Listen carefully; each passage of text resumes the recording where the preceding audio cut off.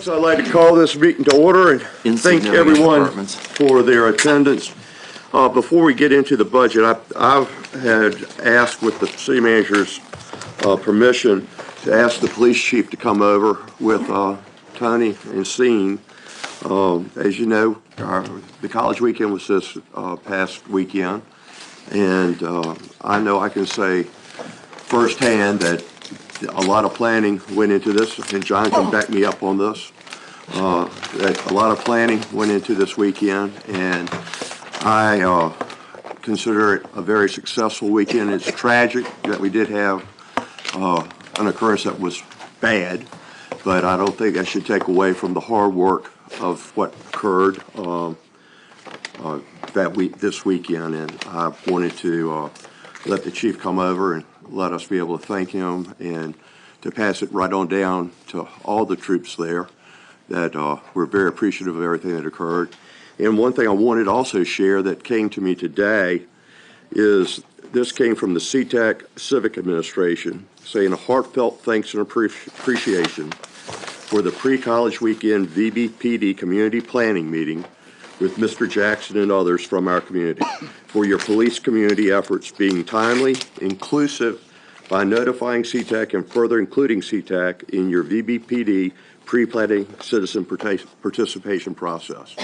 And I think that speaks highly of the way the chief and this police department work throughout our community to get the trust and respect that they have. And Chief, I'll turn it over to you. Mr. Mayor, thank you. Thank you for coming. Yes, sir. Captain Adams will give a quick briefing on the events of the weekend. I can tell you that compared to last year and the year before, the number of arrests that we made were down. The number of incidents that we had on Atlantic Avenue were also down. We did have the tragic incident on 25th and Atlantic. I can tell you that the detectives worked feverishly the last couple of days. They advised me just recently that they have made an arrest in that case. But it is an ongoing investigation, so we will put out more information later as that's available to the general public. But we can say that we have made an arrest in that case. And Chief, can I add one thing? After that occurred, there was a policeman there in less than a minute, rescue squad there in a minute. So the individual had every opportunity if there was a chance for him to survive. And that shouldn't, and the police were given CPR in less than a minute on that individual, which is huge. Excuse me. Oh, I was going to bring that up, Mr. Mayor. Thank you. As a matter of fact, someone did have a... I'm your PR guy, yeah. I'm retired now. You're already hired. But someone did have a cell phone video. It was out on some of the news media last night of the officers performing CPR on the individual. Unfortunately, you know, it didn't take that direction. As I said, arrests were down, incidents were down. The planning was extremely meticulous. They planned for a complete year. Deputy Chief Zuccaro left no stone unturned, as he does for the entire summer operations. This is just a kickoff to the summer operations. But planning is great, but then it's the execution and the implementation of the plan. And for that, we're extremely proud of our mid-level managers, our first-line supervisors, and the officers who continually requested and demand the young students to do certain things like clear a corner, like move on, like make sure the front of businesses were clear. And again, most of the major incidents that we had a couple of years ago did not take effect this year, and I think that has a lot to do with the planning, the community outreach, and the fact that I think these officers had a plan for just about everything. So I'll turn it over to Captain Adams, who did a excellent job from the command, from the precinct level for the entire year on this project. Captain. We're glad to have you here. Thank you, Mr. Mayor. Thank you, Chief, members of council. Thanks for inviting us over. You know, last year in 2014, I thought we had a very good template to work from moving forward to 2015. And as the chief said, the deputy chief left no stone unturned for this particular year. But that was actually turned out to be a very good thing for us. One of the areas that we really enhanced the plan for this year was really in our community outreach initiatives. We literally had a traveling road show. We had 2 lieutenants who teamed up together and went all across this state and even down into North Carolina and visited nearly every college and university in and around the state of Virginia, all the college and universities in the local area, but all the way down to Elizabeth City. And the reason why we did that is because we looked at the data and some of our arrest data from last year and realized that we needed to enhance that down to those particular areas, so that we made sure that those students who would decide to come and visit this year had all the information they needed to understand, how to have a good time in Virginia Beach without crossing the line, if you will. So that worked out well for us. We really think that paid huge dividends in our message. It allowed us to message positively to the student population. We created a new public safety announcement this year with the help of CVB that we were able to get out in advance of this particular weekend that we think helped as well. So we were really happy about the community outreach piece of this year's plan. In addition, we set up a student outreach center in the 2000 block of Atlantic Avenue, where we had that staffed with our not just police officers, but other area college police departments. So just in case students got separated from their parties, or they just had a question, or they just wanted to come in and relax for a few minutes, we had that hospitality open all weekend long. In addition to that, and probably the most thing that we really want to celebrate is we also use this as a recruiting opportunity. We talk about in law enforcement the struggles we have with recruiting qualified applicants in general, but especially really in our minority community. Here was an opportunity that we knew that we were going to have a large amount of college-age minority students come to our city. We took advantage of it. We had recruiting booths out there, and we're really proud to say that we have about 16 students that are very interested in coming to work with our great city. So we're really happy about that. That's fantastic. Brilliant. Just to give an overview of calls for service, we did have 297 calls for service. That's about double compared to all other weekends in April, excluding College Beach weekend. We had 11 felony charges, 80 misdemeanor charges. We wrote 87 traffic summonses. So a total number of charges, 178. And some of the types of charges, again, as you would expect, we did have a lot of intoxicated folks that we ended up having to arrest. But the ones that we talked about in a lot of our briefings just to the community really had to do with the amount of firearms that were on Atlantic Avenue last year. We did see that again this year, and we had several arrests, at least 4, that included the use of a firearm, brandishing a firearm, or a person had a illegal concealed firearm. So something just to think about as we move forward. But for the most part, the arrests were typical of what we would expect for this time of season, and they range from most of the time. The arrests were mainly from Virginia Beach folks, and again, Hampton Roads area. But also, we found that there were again some arrests from outside of Hampton Roads, but still in the state of Virginia. So we'll look at this data again. We'll use it to plan for next year and see where we need to go visit, and we'll try it again next year and make sure we try to close any gaps that we saw from this year. So really proud of the effort of the men and women that came down for the weekend. It was an awesome sight to see the amount of effort and interaction that our officers had with the crowd and with the students. I thought they did a marvelous job of engaging the students in a positive way. All of the comments that I had, that I interacted with students, were very positive. The students seemed to feel extremely safe in the environment, and they were willing to cooperate with us on anything that we asked them to do. So, again, we're real happy that it worked out the way it did. Rosemary had a question. Well, I just wanted to say, I lived on Atlantic Avenue, and it was very quiet and very nice. Of course, it was nice that it rained. It's one weekend you might like that rain. But I had a gentleman call me this morning to compliment you on what a fantastic job our police department does and how safe we are. And his name was Delson, and I wanted to pass that along to you. Thank you. All right. Chief, you have anything else? Good. 2 final comments. I think it's important to note that this was a citywide effort this year. I think that played a big role into what we do on Atlantic Avenue. All of the city departments were heavily involved. A special thanks goes to Public Works for making sure that things were clean, because if you have a clean environment, people just naturally react better to certain things. And the other thing that we need to impress upon everyone is Week 17 is going to come next year. So we'll start our planning again very soon, just like Memorial Weekend comes Memorial Weekend every year. It's amazing how that happens. So they're going to take a little breather, and then the planning process will start again. Well, I think, Sean said it well. He was proud of the men and women. Let everyone know we're proud of the men and women too. We thank y'all very much. Thank you. Okay. Council, also, I'm going to go deviate from the order here just for your information, because we're going to try to get a little dinner break. So I'm going to go to the priorities as the city manager has laid them out to me. In addition, I am also passing out a letter now signed by Jim Wood and I pertaining to light rail, and I'm asking y'all to take it and read it in detail, not to be, and to feel free to call us or, if you have any questions, but I think it's hitting a lot of information that's been being fed back to me that Jim has shared. And if you want to add anything, Jim, other than that? No, sir. I just ask everybody to read it and give us a call if there's any questions. Very good. Okay, so we'll get started with cultural affairs. Good afternoon, Good Mayor, afternoon, and welcome. City Council. Thanks for having us. The Office of Cultural Affairs serves more than 300,000 people at approximately 1,000 cultural events annually.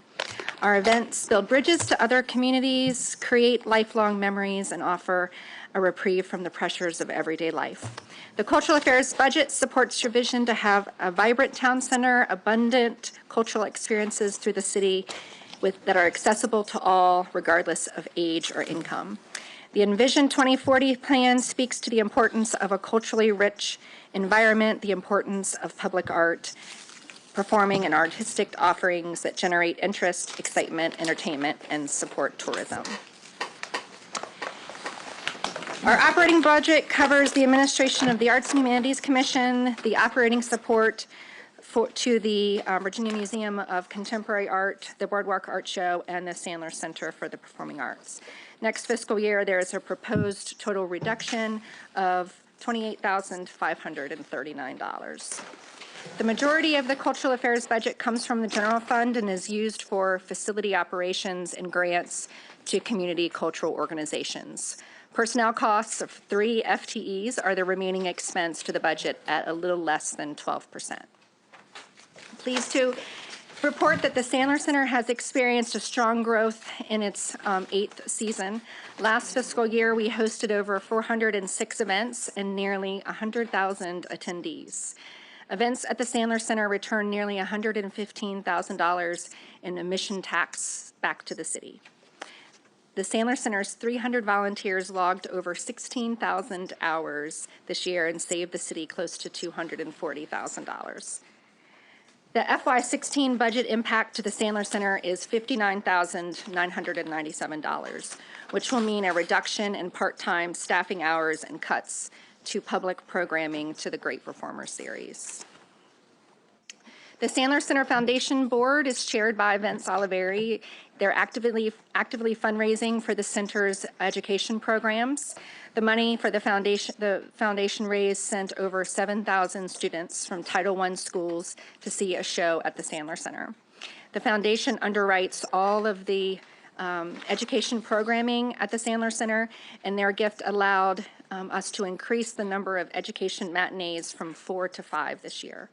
The foundation also funds the Virginia Beach Public Schools All-City Music Festival, which is in the spring of each year at the Sandler Center, senior dance programs, and supports the center's resident groups.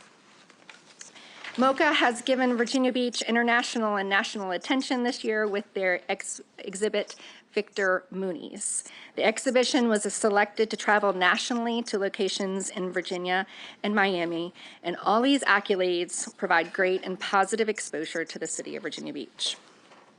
Aligned with the Envision 2040 and sustainability plans, the city's public art program is expanding. Just 2 weeks ago, we dedicated Good Game sculpture at the Kemp's Landing Park. The new 501c3 organization, Public Art Virginia Beach, is working with the Bayfront Advisory Commission to commission a new piece of artwork for the Lesner Bridge. The Arts and Humanities Commission is busy doing great work. We have Brian Kerwin here, he's the chair, and Carolyn Garrett is vice chair. The commission would like to thank our council member liaison, Ms. Dr. Ross Hammond, for her ongoing participation and support as our liaison. The commission funds almost 400 performances and returns $315,000 back in direct revenue through admission taxes and venue rental back to the city. That's a return of 69 cents for each dollar given to the commission. Funding to the commission creates revenue streams right back to the city in the form of ticket taxes directly and restaurant tax revenue concurrently. The arts are an important industry in our city. It supports 1,400 jobs, generates $2.3 million in revenue to the city's general fund. Our local arts attendees spend $30 per event in Virginia Beach, which is over and above the cost of the ticket. It proves that the vibrant arts industry stimulates business for area merchants. Last Tuesday, you approved the city's first arts district, the Vibe Creative District at the Resort, a top priority of council in 2015. The proposed budget includes $100,000 for signage, branding, and a grant program to begin to reinvent and transform this area into the vibrant, cultural, rich district we envision. So I leave to you today with some exciting attractions that are coming up in the spring and the summer. Our popular Why Not Wednesdays concert series begins June 3rd. It will bring 30,000 people to the Sandler Center's Plaza over the next 3 months. So hope to see you there. I'm happy to answer any questions you may have. Any questions of Emily? Emily, we thank you very much. Okay, thank you. And council, I meant to tell you, John Moss has been delayed at work, but he will be here by 6 o'clock.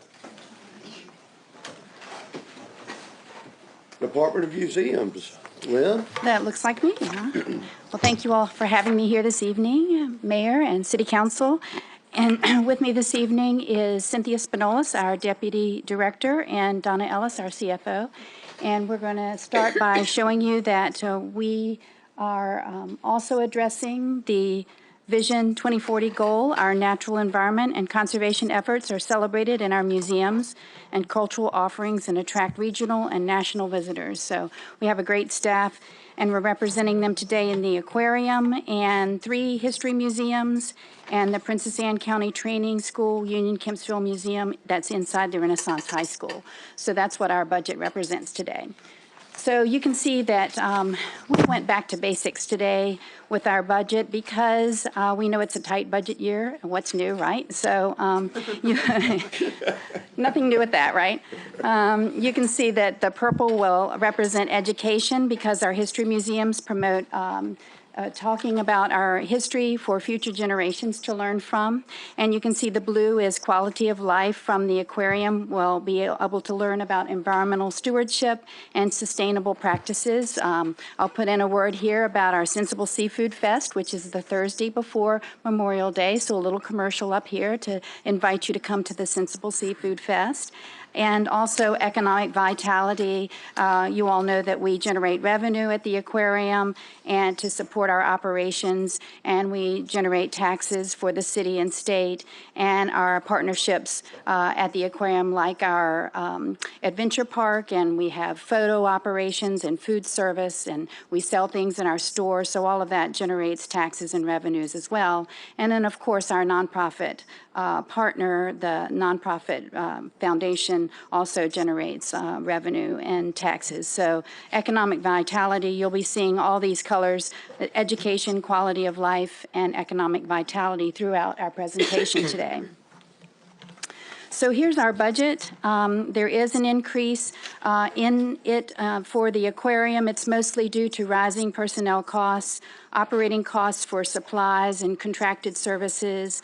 And also, we have a new boat operation that leaves right out of our parking lot. And we did have to add 2.5 additional part-time staff through our nonprofit foundation, so there's no extra cost to the foundation. So that goes through the city, and it does not cost the city anything. Through our history museums, actually the cost went down because our longtime history museum coordinator retired, and so when we replace that person, it'll be a lower salary. We're going to start back at the base salary, so we're actually reducing that budget. So all in all, the department budget increased by 4.6%. So those of you on council that are new, how our budget works is we actually make revenue for the city. Isn't that interesting? So we don't just use city resources. We actually earn quite a lot, as you can see, of revenue. And how this works is it comes through different sources. So the blue is our earned operating revenue that we take in at the gate. The green is our aquarium foundation. So what happens is we do employ employees through the foundation, and that is all paid for by the nonprofit.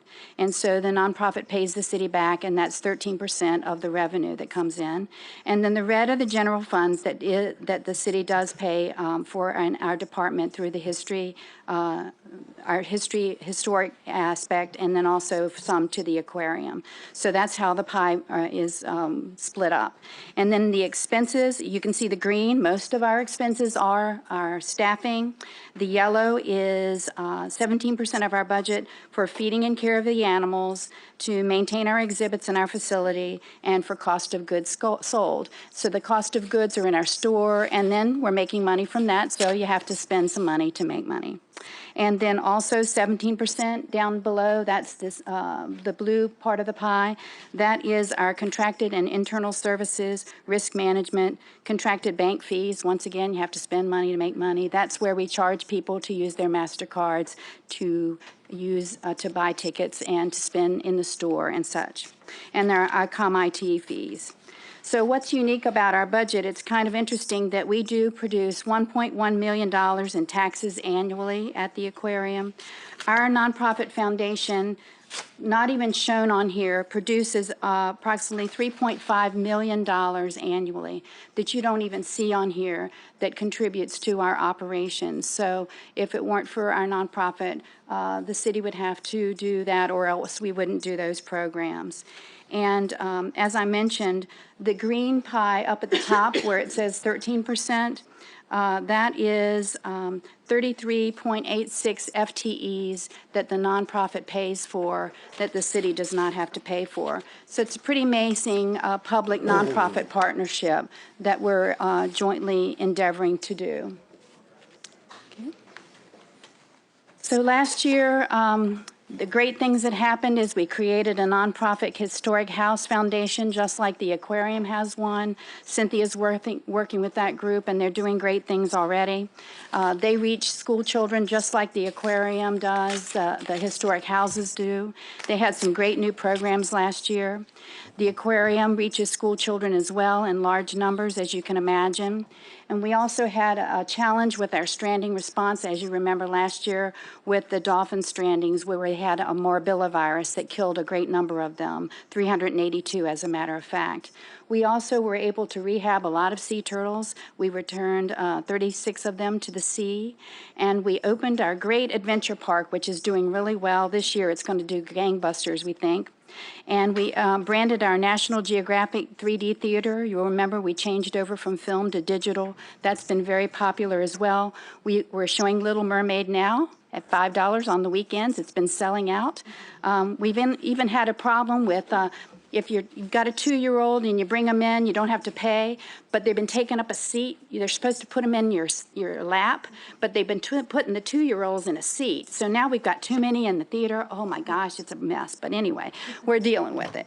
And then it turns out the aquarium earns 90% of its operating budget. Did you hear that? We earn 90% of our operating budget. I think that's pretty good. This is usually where the mayor says, so Lynn, what are you doing up here taking up my time, right? All right, so. Well, you can expedite. But wait, here's where, the next slide is where I want to make my point, so you can't kick me out yet. This is where I get you, right? And so I do need a staff veterinarian, that old management service person that's sitting over in the corner over there. said, not this year, Lynn, next year. So we've got to have it next year because the Association of Zoos and Aquariums is going to come around for their every 5 years accreditation, and they said, well, Lynn, you know, you're getting such a large variety of animals. If you think about it, the city's animal care facility on Bird Neck Road, they have 5,000 animals that they take in a year, dogs and cats. We have 12,000 that we take care of every day. So it's about time, don't you think, that we get a full-time veterinarian. So we're going to get one next year, and that's one of the things that we need. And then a life support technician was another thing that the AZA said we need. So we're going to take care of those next year. But the thing that I really need, Mayor, okay, is we would like the design money for a veterinary care center.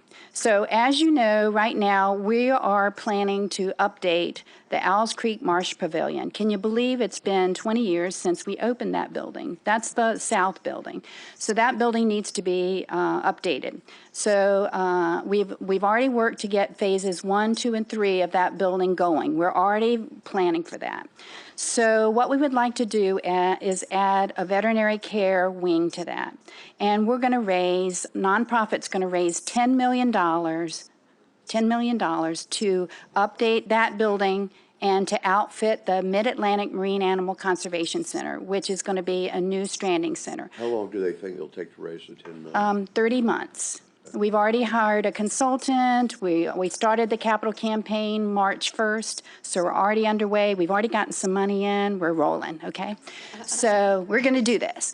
And so the thing is that for me to be able to leverage the money from the nonprofit side, I'd like to be able to have the design money in FY16 so I can say, yes, the city's going to do this. It's just that we don't have the construction money until FY18. So if I could get the design money in 16, then we could wait till 18 to get the construction money. So that's where I get you. Okay, I'm earning the 90% of my operating, but I do need some help with the CIP. Okay? Okay. Okay. Next page. So these are all our exciting CIPs. The first one is the one I was just telling you about, where we're underway with our renovating the Marsh Pavilion. Wait till you see that. It's really going to be exciting. Our young professional group, our Aquarium Connection folks said, Lynn, you need more for little guys, the toddlers, young children. So we're going to have an exciting lineup of hands-on interactive exhibits for little children, outdoor play areas for them to get sandy and dirty. It's going to be wonderful. The parents are going to hate me probably, little wet, dirty children to go home, but they're going to be happy and learn, so that's what it's all about. And then our other, then the number 4 up here is the Animal Care Center that's going to be the first of 4 planned research centers that we're going to have on our campus, part of the Owls Creek Master Plan. And the other ones are our maintenance CIPs that we have ongoing, especially the heritage one there at the bottom that's so important to keep up with our history buildings that we have in the city to make sure that we have them. And the quote that we have at the bottom is really important that Dr. Cook said. He said it's really important to invest in things like the aquarium because tourism is really important to Hampton Roads and to Virginia Beach especially. Okay. So our conclusions are that the department that we work for, the Department of Museums, is an economic driver, an educational asset, a civic asset, and a cultural legacy. This is a department budget for not just a year or two, but it's for 10 years and 30 years, and we're focusing on our core functions. We're taking a balanced approach, making responsible investments that will secure a brighter future for us all. We're investing in our people and in our prosperity. So I thank you very much for listening, and I'll take any questions at this time. Questions of Lynn? John? I had just one quick question, Lynn. I hate to put you on the spot, but ever since the Adventure Park opened, has the number of visitors to the Marshview Pavilion gone up? over what it was before? What do you think? Yes, my staff says yes. Dramatically, or do? Well, there's been about, 50,000 people climbing, so there's been 50,000 additional people go through that building than did last year. And we did have a terrible thing happen during the ice storm. The layer of snow went on our aviary, then a layer of ice, and then another layer of snow. And so the net, we put up a stainless steel mesh net, and it was state-of-the-art and engineered and all this stuff, and it actually fell. The birds were all okay, so they're indoors. But we're going to wait until we renovate the building and then put up a new aviary. So. But that was one thing bad that did happen last year. Barbara? On the historical side, you do expect to replace the position that Mark Reed? Yes, ma'am, and that person will be the supervisor for the operations of the Historic House Museums. Did you all divide the group part into planning and so We now did. where do we see it all? So what's going to happen with that is that person will be focused on the historic house operations for the museums, and the planning functions are over in planning now as we speak. So because zoning and all of those things were not our department's expertise, and so that has been really good with that department, Jack's department, Department of Planning, so it will be over in planning, historic preservation. Other questions or comments? Lynn, we love your enthusiasm, and we love your museum. And Okay, and aquarium. stay tuned for capital campaign, $10 million. Carly Way. Okay. Parks and Rec, Michael, we're glad to have you. How's everyone doing? Good to see you. Good to see you. Let us get this straight and we'll be ready to go. All right. I'm running the clicker myself to make it a little bit easier on my team, but as we file in, I appreciate Catherine getting everything set up for us. Okay. It's a shame you all have to be stuck inside today because it's a beautiful day to be in a park. Absolutely. Michael, turn it on. Look for the best. All right. Here we go. Well, Mayor and Council, it's good to see you all. I'm Michael Calvert, your Parks and Recreation Director. I'm going to try to keep this as brief as possible. Everything that we're asking for is currently funded in the budget, and I'm pleased to state that our budget is down 1.1% from last year, so we're trying to do everything we can to be as economical and as efficient as we can for all our citizens. We're actually reducing our FTE count by 8 FTEs throughout our entire organization, but we don't think that you're going to see a service level decrease with our minor decreases here and there. I'm going to run through these numbers pretty quickly for you all. We're going up in landscape just a little bit because thanks to our city manager and our MLT, we're actually increasing the mowing frequency, which I'll touch upon in a moment. We've been as proactive as we can with downgrading positions and eliminating positions where we can throughout our organization. That's why some of these numbers are in the red. And overall, you can see that our operations are down about 0.5%.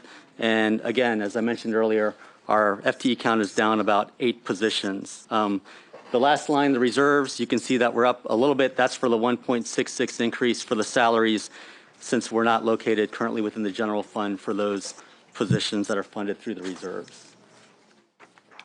Debt service, we're going up minimally to $6.3 million. That covers recreation centers at $2.2 million, Williams Farm at $1.5 million, and also open space at about $2.5 million. Overall, on the bottom line, you can see that our budget is down, as I mentioned earlier, about 1.1%.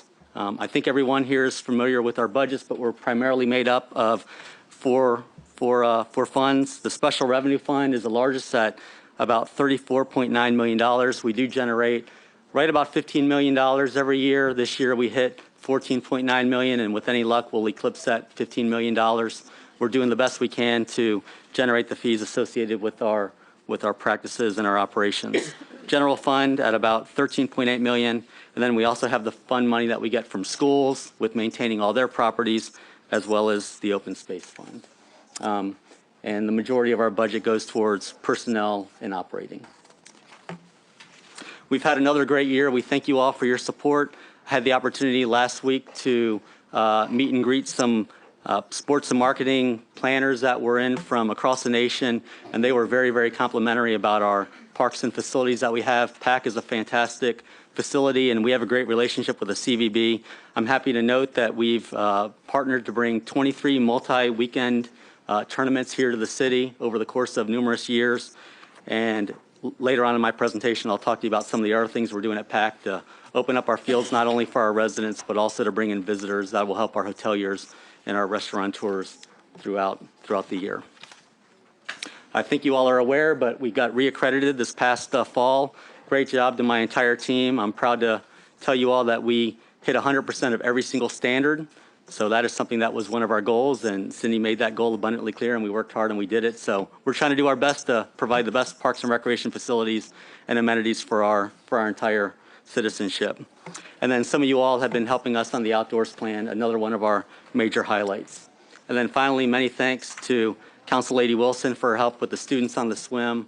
A great pilot program. By the end of this school year, we anticipate that about 450 second grade students from Title I schools will be waterproofed and will learn how to swim through a 2-week American Red Cross program. Next year, our goal is to hit all 11 Title I schools. The great thing about this program is it's entirely funded by community donations. So far, we've raised about $28,000. We need another $23,000 to make it through all the way next year, but I think with the tenacity of Council Lady Wilson as well as the good vibes we're getting from our community, we'll be able to hit that mark. Put on a banner if anybody wants to contribute. There you go. And on all the kids' little things that they get, that they take home, so they know that. It's a great program, and I have to tell you that the kids really love it, and the school board's been really accepting. So thank you all for your support on that program. It's been absolutely fantastic, and the right thing that we should be doing in this waterfront community. Just a couple other things. We support Vision 2040 through the Urban Forest Management Plan. Last year was the first year of the program, and this is the second year. We also try to do everything that we can to save money where we can. Frank and his meadow management program saves about 150 grand, and then we're one of the largest users of volunteers in our entire community. And many thanks to the Volunteer Resource Management Office in helping us through that program. We save about $1.4 million. It wouldn't be a budget presentation without some moderate fee increases. All these fees have not been raised in the past year, but we're coming to you asking for your blessing. Both this fee and the next service increase that I'm going to talk to you about and new fee that I'm proposing have been vetted by our Parks and Recreation Commission, and they've all been blessed, and we hope that you give us the approval as well. I'm not going to go through all these, but you can see that our adult memberships at our recreation centers are going up $3 from $83 to $86. I think it's well worth it. We just opened up Bow Creek. I think everyone in this room has had an opportunity to go see Bow Creek, and we're currently in the process of getting Kempsville ready to go, and that'll take place in the first quarter of 2017. Altogether, these fee increases amount to about $129,000. This is the new fee that we're proposing. Much like we offer passes for dog parks and recreation centers, we're proposing a skate park fee. We have 3 skate parks, Woodstock, Mount Trashmore, and the newest one being Williams Farm, which I think can stack up against any skate park on the entire East Coast. We're proposing a $30 fee for adults, $20 for kids.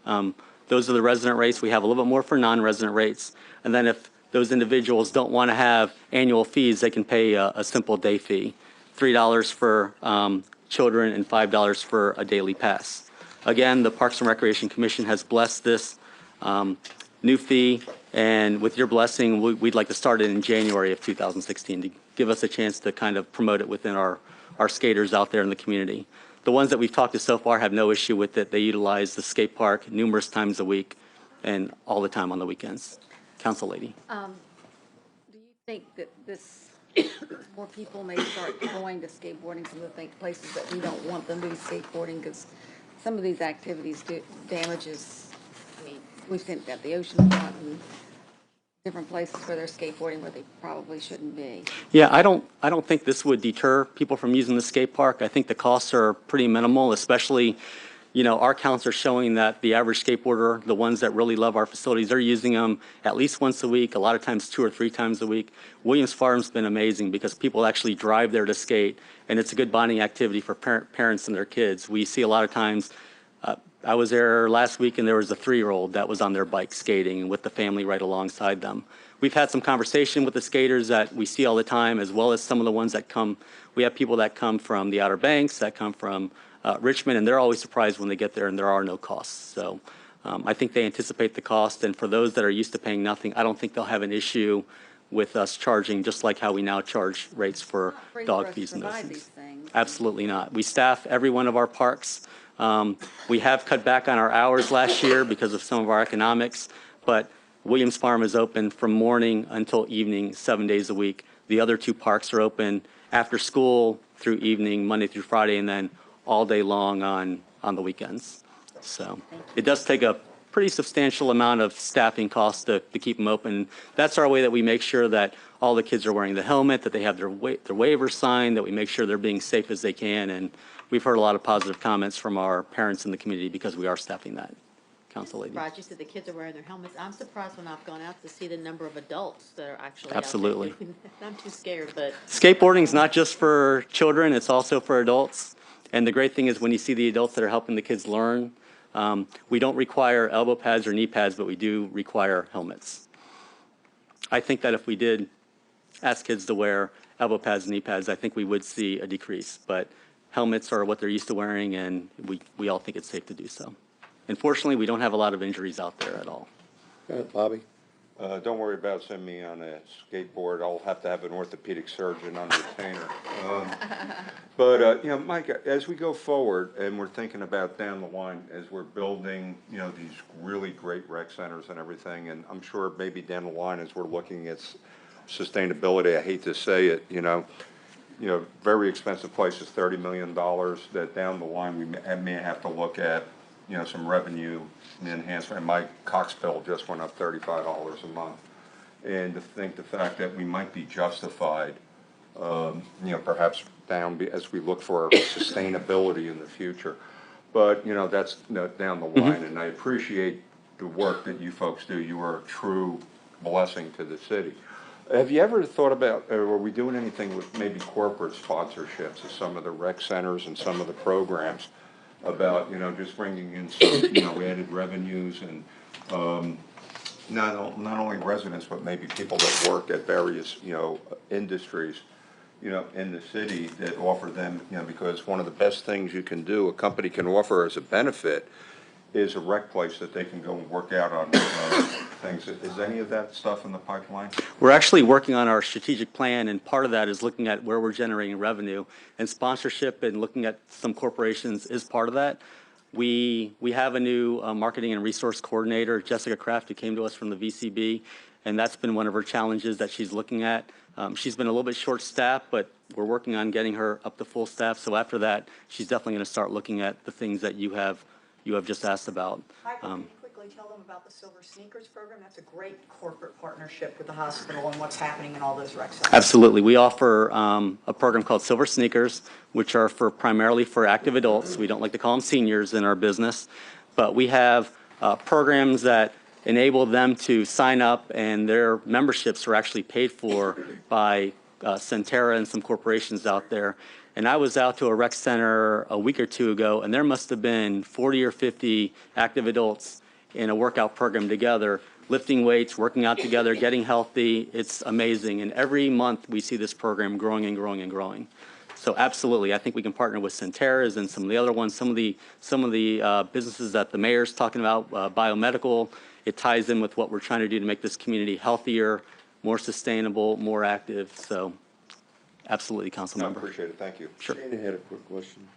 tagging on to what Bobby was saying, a few years back, way before I was on council, y'all had an RFP out for a sponsorship person to sell sponsorships for Parks and Rec. Was that position ever filled, or was that RFP ever? We did fill it for a short amount of time. I think we couldn't hold that individual because unfortunately, actually, at least what I've seen in this business is a lot of times people come in, they make a lot of connections, then they leave you and go in for sales on their own. So it's something that we've toyed around with in our department, bringing in a position like that. But as we all know, times are tough, and in order to open up as a position or create a position, I'd have to cut another position. At this time, it's going to be hard to free up resources, even one FTE, to bring someone in to help us with that. Well, it's tight, because I was going to actually bid on the job, because that's what I did, and the profit margins and the percentages to make it worth my time and effort really weren't weren't enough to really try to do that. So it was a very tight, so I was wondering if you actually ever filled that and how. We're going to look at bundling all the amenities that we have and all the facilities that we have in our inventory instead of having our team members go out and just sell one thing. I think there's a way of bundling it together. We're doing a better job of that at PAC, but it's something that's definitely on our working list. And hopefully in the next year or two, we can really make some headway into that. So. Hey, Barbara, can you wait? Yeah, I Okay. wanted him to. We're gonna, let's let him finish, then we'll have some more questions. Barbara gets the first one when you're finished. Sure. Sorry. No problem. Everyone else was doing it. As I mentioned earlier, a couple more significant issues, and I hate that word, but I think it's the good things that we're doing. Thanks to the city manager and the MLT, we're actually proposing to return our roadway maintenance frequency, which is Frank and all his mowing, from 21 days where it currently is down to 18 days. 3 days may not sound like a lot, but those 3 days are really when the germination pops and it just winds up going from looking manicured to a little bit rugged. So I really appreciate you all and your support of enabling that to happen. And then we're in the final stages of privatizing Alice Creek Tennis Center, and then working very closely with Catherine and David to look at our debt service for the next 20 or so years so we can better budget and be proactive for those big hits when and if they come. And then finally, Kempsville Recreation Center. I saw a picture from yesterday that it's currently under demolition. About half of the building is gone. The good news is about a year from the first quarter of next year, first quarter of 2017, we'll be cutting the ribbon, and just like we did a couple weeks ago with Bow Creek, and I'm really excited for this facility. I think everyone's going to be very proud of it, and I appreciate Dr. Ross Hammond and her supporting this project and getting the community really behind it. Open space funding, we've been cut in half from our open space funding, down from 0.44 of a cent from the meal tax down to 0.22. It's changing our budget from 4.8 million down to 2.4 million. We still do have some projects that are currently funded. Marshview Phase 1, improvements to Pleasure House Point. That's going to happen most likely a year and a half or 2 years after the shoreline mitigation, which Dave and his team through Public Works are currently working on. And then finally, funding on the Pungo Ferry acquisition and safety improvements to make sure that we can keep that boat ramp open for personal watercraft, kayaks, canoes, those things that are really important from our citizens. And we heard that Blue Way access is very important the last time we did a citizen survey. Now, that does mean that we're going to have to defer some of our projects back to 2024 or possibly later. Some of those include Three Oaks Park, North Landing Park, Lake Lawson, Lake Smith Phase 2, which if you've been to Lake Lawson, Lake Smith, the first phase is doing very, very well, and I think that we can definitely keep our citizens happy with the improvements that we made over the past year or two. And then finally, Marshview Phase 2. I won't go into too much detail with our capital improvement program. It's a lot of numbers for you, but the big thing is our funding is going down due to Kempsville being funded in the current year and not next year. I think you all are familiar with these pie charts. Basically, it's just showing that we're moving from replacement, which was Kempsville, to repair and renovation, to maintaining our facilities that we currently have, whether it be playgrounds or shelters or parks. So we're going to start really maintaining and trying to replace those facilities that we need to invest in that have been well utilized over the past 30 or so years. 4-301, I always like to point out, 1.3 million, that's for our parks and shelters that we have all throughout the community, everywhere from neighborhood parks up to our signature parks like Mount Trashmore and Lake Lawson, Lake Smith. And then finally on this last page, the last thing, which is 4-039, it's about $4.3 million. We're actually taking 3 of our grass turf fields over at PAC, square, rectangular soccer fields. We're converting those into 4 synthetic turf fields. It's going to open up play for our citizens Monday through Thursday, going to open up more play time for our visitors and for our VCB tournaments that they're scheduling Saturday, Sunday, and also some Fridays. And it's going to really enable us to take care of some of those new trends such as lacrosse, field hockey, and rugby. Rugby is a great sport. Lacrosse is a great sport, but literally you can only play 1 or 2 days a week before the turf gets eaten up. With synthetic turf, we can play people out there 5, 6, 7 days a week and also really downplay and minimize the amount of rain delays that we have, especially when we have visitors that are coming in from out of town and wanting to have a good experience. couple other things on major CIP projects. I always like to point out a little bit under $500,000 on bikeways and trails. As you can see, under 4-306, open space, that's at 0 because we're in a holding pattern until about 2024 when we can start rebuilding those reserves. Then the final thing is we always have a little bit under $400,000 to maintain our playgrounds. We do a great job with having over 250 playgrounds in the entire community. I think it's one of the things that really make us a community for a lifetime. We take care of children as young as 2 years old on the playground, and then we have them go all the way through silver sneakers at the recreation centers when they're active adults. With that, I want to thank you all for your help and support through Parks and Recreation, and whatever questions, I think Council Lady Henley was first. Well, not necessarily questions, but just comments, and on the open space, since I'm, liaison to that group, I think you all, I just need to let you know what the effects are. The committee met yesterday, and they, want to be supportive of the council and so forth, and I think you'll be getting a letter, but they are very much concerned, and I want you all to know the 0.22 cent on the meal tax that we will continue to get to open space is just all going to debt service. And I've tried, and they have tried to explain to me how it's come to this, but I still can't understand it to tell you how. But anyway, it will take that amount for the next 10 years to pay the debt service on the properties that have already been acquired. So this does not allow for any more open space acquisition. That's done. And the projects that you did just hear about are actually development projects of some properties that have already been acquired, and I guess that comes from some kind of reserve or something. But I just want you all to know that, as far as talking about acquiring any more open space, that money will not be there. Other questions or comments? John, then Rosemary. Michael, I heard you mention the privatizing of the Owls Creek Tennis Center.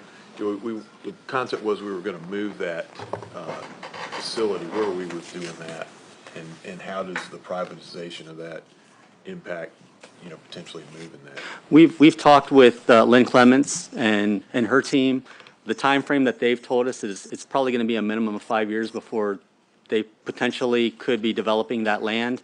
So I believe, if I'm not mistaken, the RFP is for a 3-year term followed by a couple 1-year terms. So we have that ability of extending it at least 5 years. If within the next 5 years they determine that the development's going to take another 5 years, we can extend that contract again. Well, can I get a briefing from someone from your department on that? Sure. Thank you. Sure, I'd be happy to set it up with you. Rosemary? I just want to comment on how delightful your department's been to work with this past year.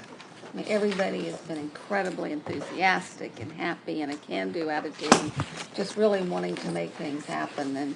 And even before the swim program happened, Cindy and company were there saying this needs to happen, it's a great thing, and the day that we had the kickoff, I've never seen so many happy people in one place. So just want to thank you for all of the incredible goodwill that you've done. We appreciate that. We have a very dedicated team. Service is in our blood. We love to train adults, kids, whether it be arts and crafts, swimming, learning how to get healthy and live an active lifestyle. I mean, it's great working in this city, and we appreciate your guys' support. We got a letter about the pottery class being discontinued. We're in the process now of designing our new administration building, which is going to be over at PAC, as part of that complex, which is an old 1940s Nike missile silo. I'm not going to say it's the worst place to work in the city, but it's pretty close to it if it's not. The building has a lot of issues. We're currently undertaking a study to see about the validity of moving the pottery and ceramics to potentially the Great Neck Recreation Center. I have to be honest, though, it's probably going to cost in excess of $1 million.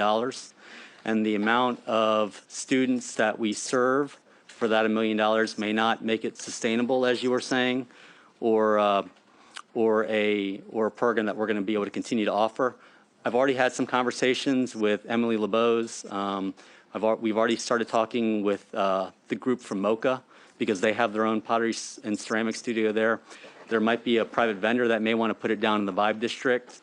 Believe me, the last thing I want to do, and my team knows this because I'm all about cultural arts. I would hate cutting that, but we have to look at the economics of it, and we have to look at the amount of individuals that we're serving. So I don't want to make a decision now. I want to wait and see what the data leads us to, but we're trying to investigate everything we can to keep it a safe facility as well as being good stewards of our citizens' tax dollars. You're also working with the community to find other alternatives. We're trying. Amelia? First, I would like to thank you for the work you've done for the Kempsville Rec Center. We're all excited about that. Me too. And also with the Good Game statue, because I was a little worried they were coming to do that so early, but everything worked out. The grounds really look nice. And also, I was mentioning is she Shirley, who's with the early childhood center, the young lady that works with that program. Opal? Opal, yes. It was wonderful to see her. She used to be one of my students way back, and so seeing what contribution she's brought, and used to be at Norfolk State. So we thank you for having her aboard, and that we have such a fine program with the early and there. The Good Game is a new statue that we just dedicated last weekend at Kemp's Landing Park, and just another way that we can bring public art to our community. So a great new statue for our community to enjoy. Any other questions or comments? Thank you so much, Michael. Thank you all. Okay. ComIT.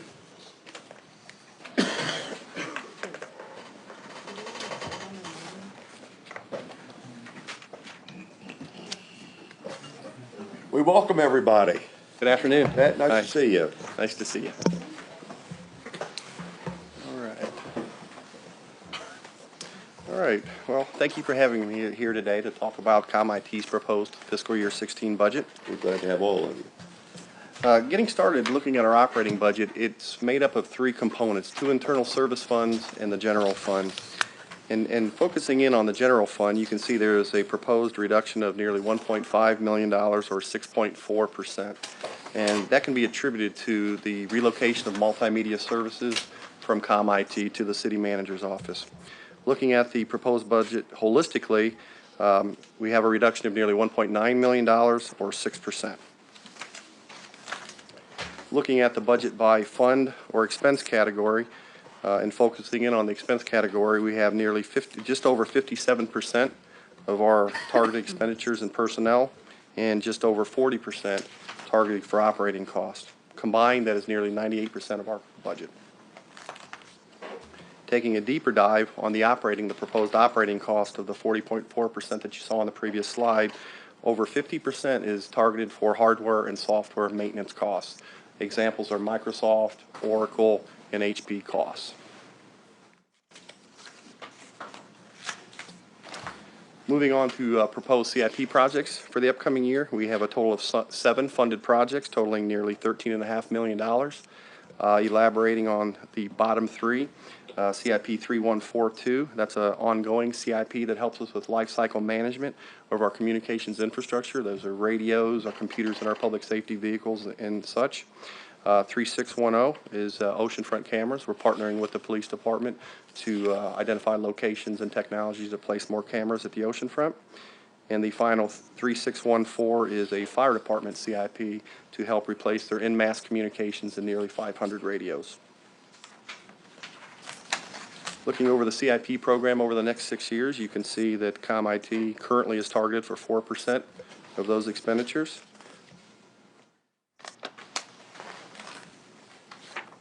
And now I'd like to transition to the Master Technology Plan. Thought it'd be a good opportunity to provide you a brief update.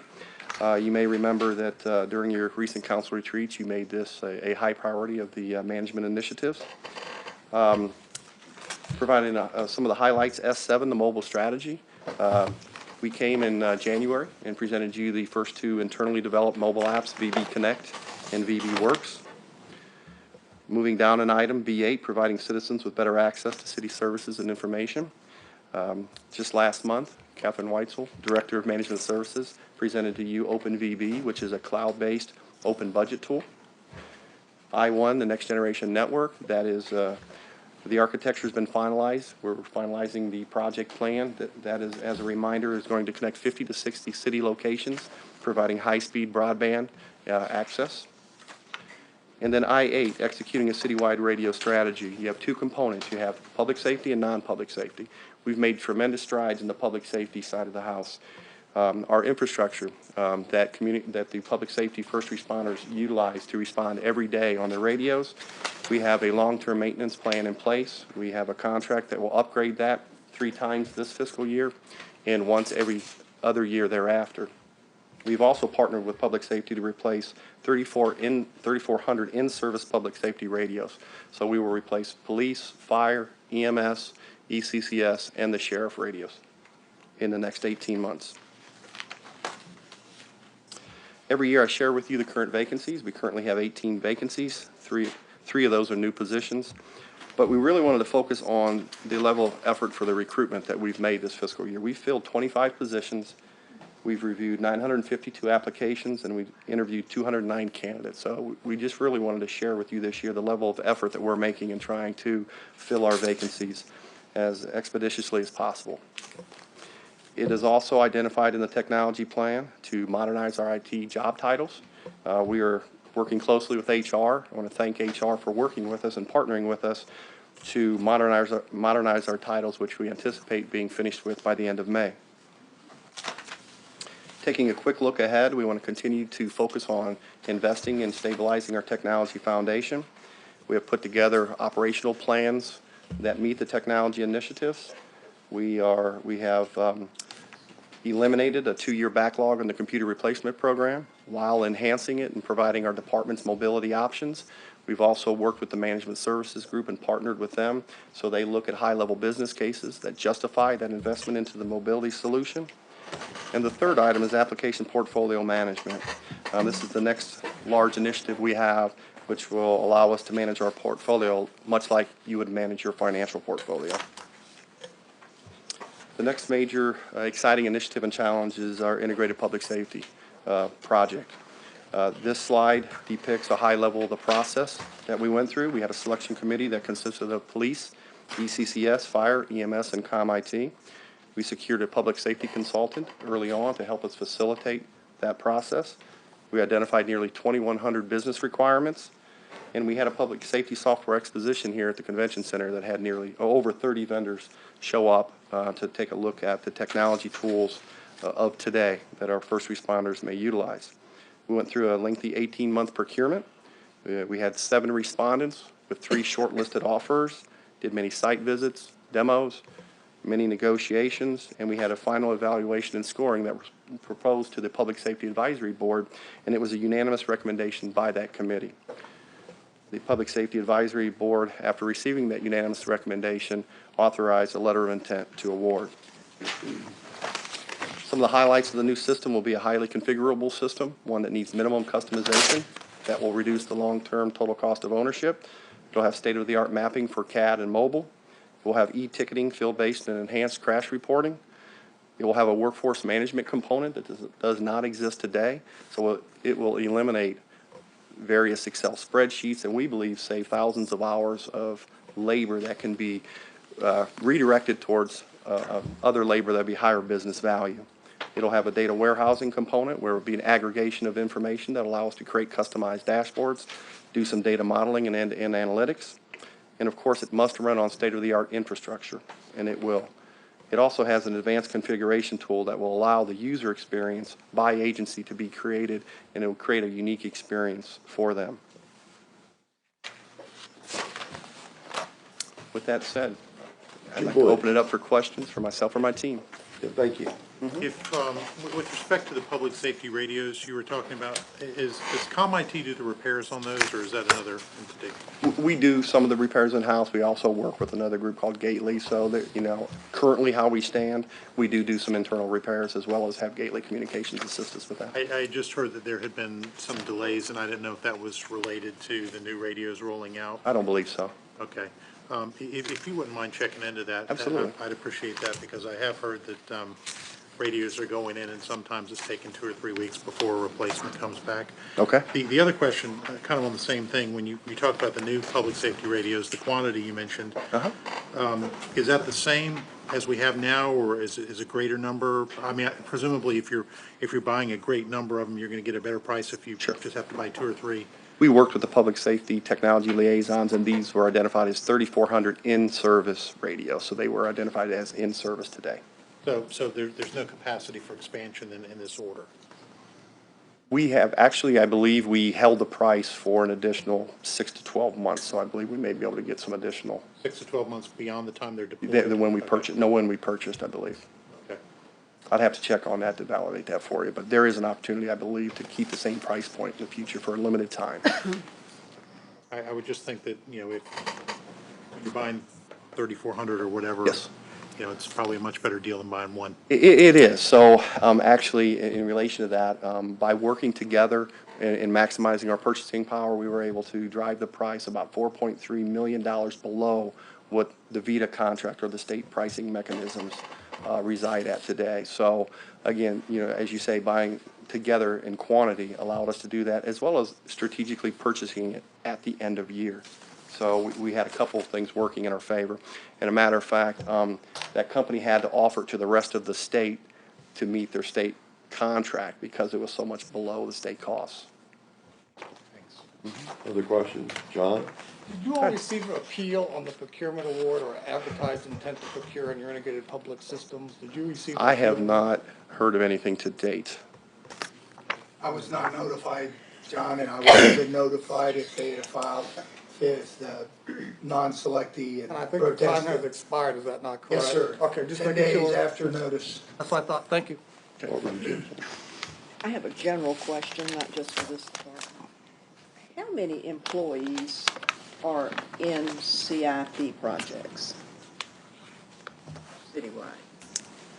I kind of always expected they would be in the operating budget, but I guess we've got a lot of them in the CIP. Away from that at one time. There's an internal service fund that is funding, we're looking the number up real quick for you to get the exact number, but it's about 10. They're spread between finance folks, some IT people, and maybe a couple other departments are involved. And we don't allow salary costs to be charged to a capital project because debt funding. So we do an internal service fund so we can monitor anything, and they have to be approved as part of the budget process. So that they're not just suddenly popping up in CIP projects that go away in a couple of years. When a project that they're being charged to goes away, then those positions are all going away. Yeah, because it seemed that we had several employees in the open space CIPs, and that really surprised me. They're actually in the open space special revenue fund, so they're not in the CIP itself, but they are managing the CIP projects, but they're funded in the operating budget. But these other positions are funded through a chargeback system to the CIP projects that they work on. IT, I think, has 2, finance has a couple. We have 4. 4. So we'll Okay. If you could just kind of give me that and where they are. Any other questions or comments before we move on? And now we are going to get out of order. We're going to go to finance, folks, so it's not going to be that way in your package. And Patty, we're glad to have you. Thank you.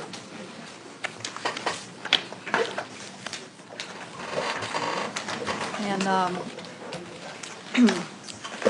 rest of the team is coming in.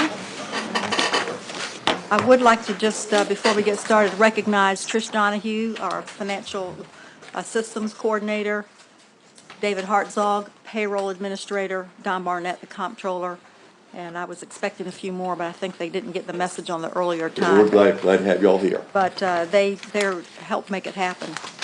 I'm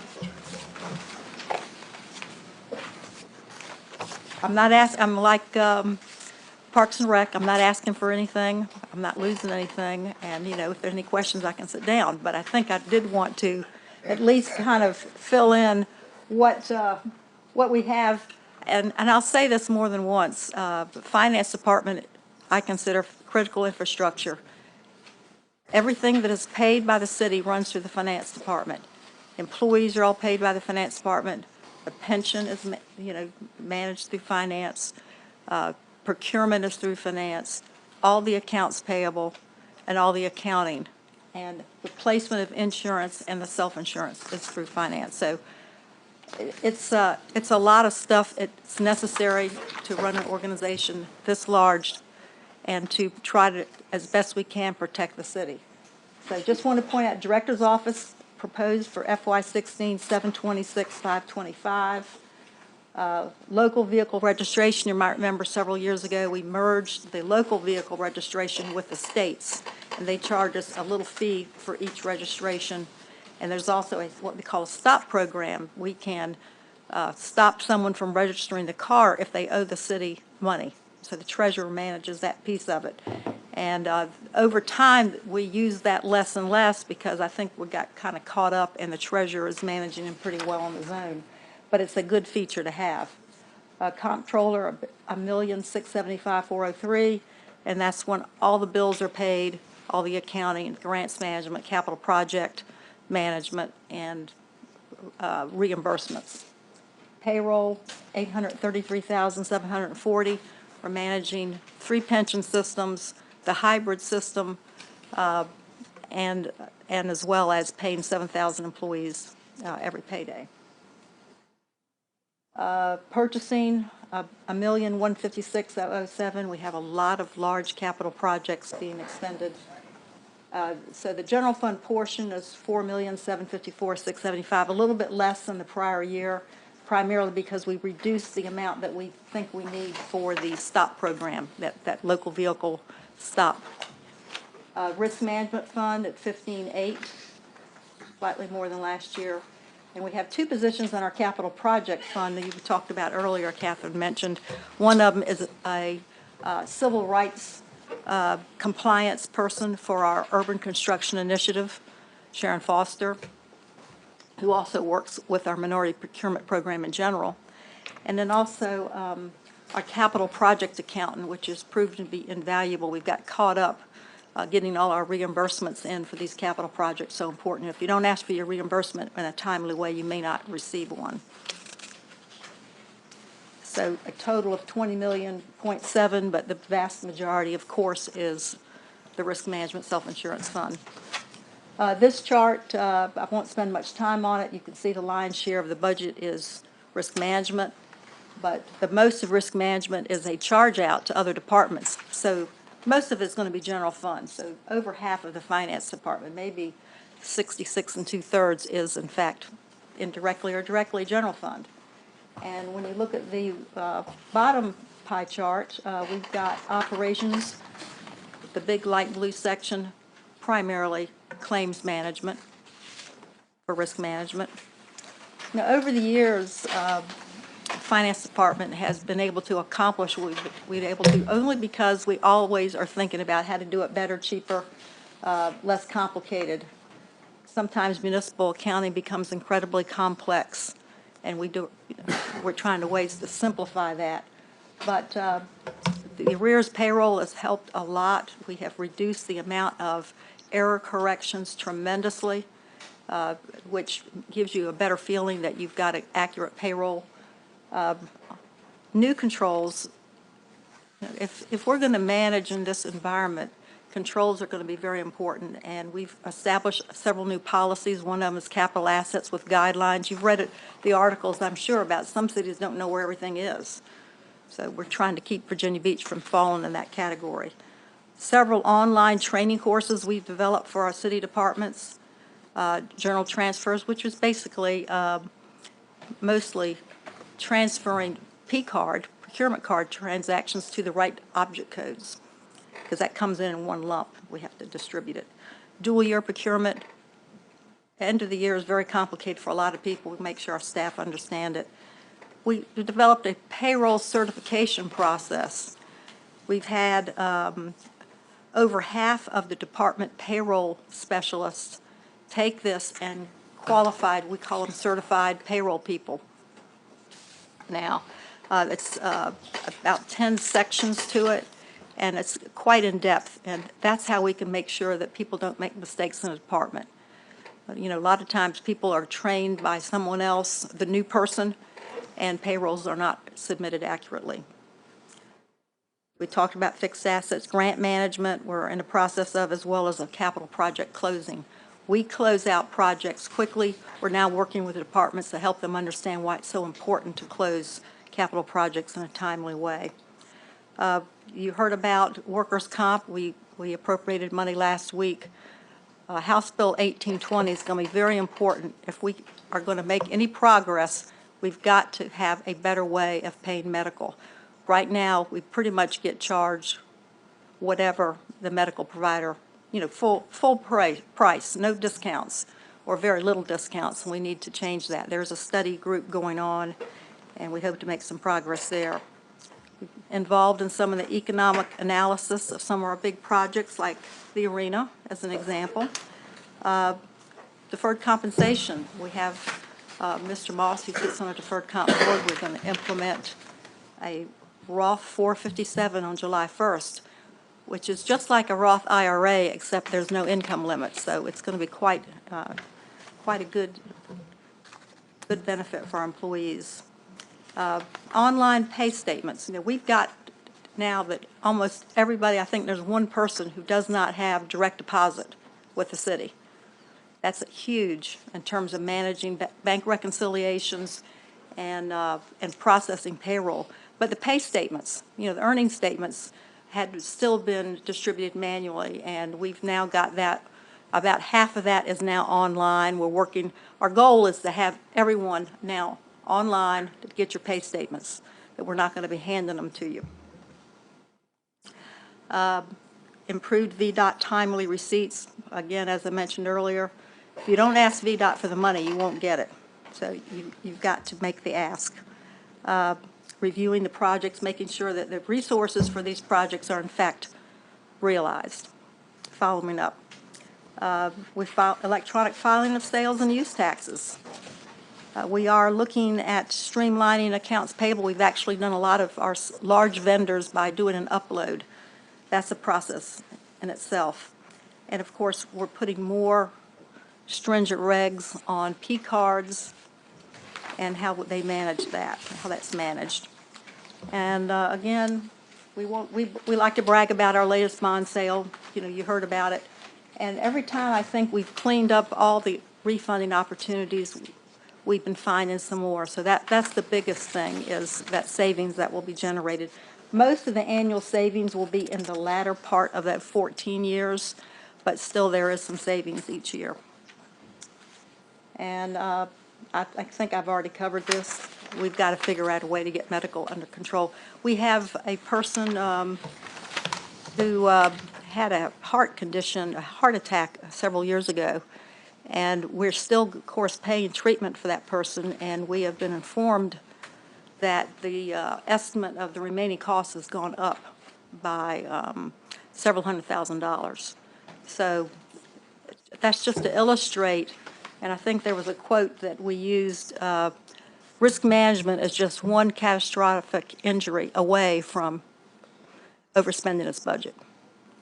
And so getting the medical side squared away will serve the city in the long run. And, as I said, finance is critical infrastructure. Everything funnels through it in one form or another. Since 1990, we've decreased the number of people working in the finance department 26%. And at the same time, we've picked up new things. There's more things to account for. Debt, the increased scrutiny by the rating agencies and the IRS. We know we've had our little issues with the IRS, and we have been able to manage those, but we need to continue to do that. Due diligence, I call it doing the analysis for these projects, like the arena, is so important. And providing that leadership to city departments in terms of the accounting. There's so many departments that do need assistance, and we do our best to provide that. Dashboards, streamline payroll, financial processes, e-payments. All these things are what we'd like to do in the future. Automated time and leave. I think you can start getting better control of your payroll when you can automate some of this. Policies, standards, again, internal control the only way we're going to manage it is to provide written guidance. And without repeating myself too much, the biweekly payroll and time systems, we've talked about that. It's going to be very transparency. It's one thing to provide transparency, but can people understand what you're putting out there? And as I said earlier, municipal accounting is very complicated. How can we make that so that the average person can understand it? E-procurement systems with minority tracking and vendor self-service, I think, is the future. We have not implemented that. That is something we're looking at it. The minority procurement program, I think you all know that is, we're forging new ground every day on that, and it takes a lot of our staff resources to do that. Business continuity, what happens if the city should have an emergency? How do we ensure our people get paid? Not too much, not too little. How do we get our vendors paid? That's going to be very important. Security, you heard Matt talk about what he's looking at for security. Well, the finance director stays awake at night just the same way about who's accessing our systems. And how do we monitor the data? How do we ensure it has integrity? And how do we ensure that no one else can get to it? So those are the kinds of things that we are continuing to looking at. And that's it. I'd be happy to Any questions answer of Patty? questions. You can go back to slide 4. When you say P cards, I assume that we are using an actual established commercial credit card that people are using for purchases, correct? Right. Now, I know we have these in the federal government as well, but they're also coded, so if you go to certain places, they're not going to work. Right. And I would assume that we have a list of coding with our P codes too, so that they don't work at other places. Yeah, we haven't got it to the level we want, Mr. Moss, but that is something that's on our horizon. We spend a lot of time reviewing those for unusual purchases, and we require we have a manual, and we have a certification each cardholder has to sign off and be trained on. That too. Yeah, and they understand, what their responsibility is. But it's a continually follow-up. We find people, occasional people will misunderstand, and we get that fixed as soon as we can. I encourage you to continue to improve on the pre-stop versus have to check. It's much better to prevent it than it is to go after it later. And I assume that your cards have, different card numbers have different clearances for total ceiling for purchases? Right. And I assume that as part of your contingency plan, different places for certain conditions are declared, emergencies, Yes. whatever, that the ceiling on selected people's cards go up so Absolutely. they can go out and make Right. emergency Yeah. purchases? Right. Thank you very much. Thanks. Okey dokey, thank you so very much, Patty. We're now going to go to Human Resources Council.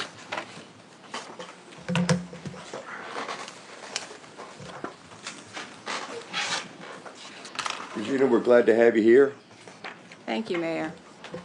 and your team. The A team is coming in. That's right. And I'd really like to thank Cheryl Turner. This is Cheryl's first year preparing the department's budget, so thank you to Cheryl for that. Huh?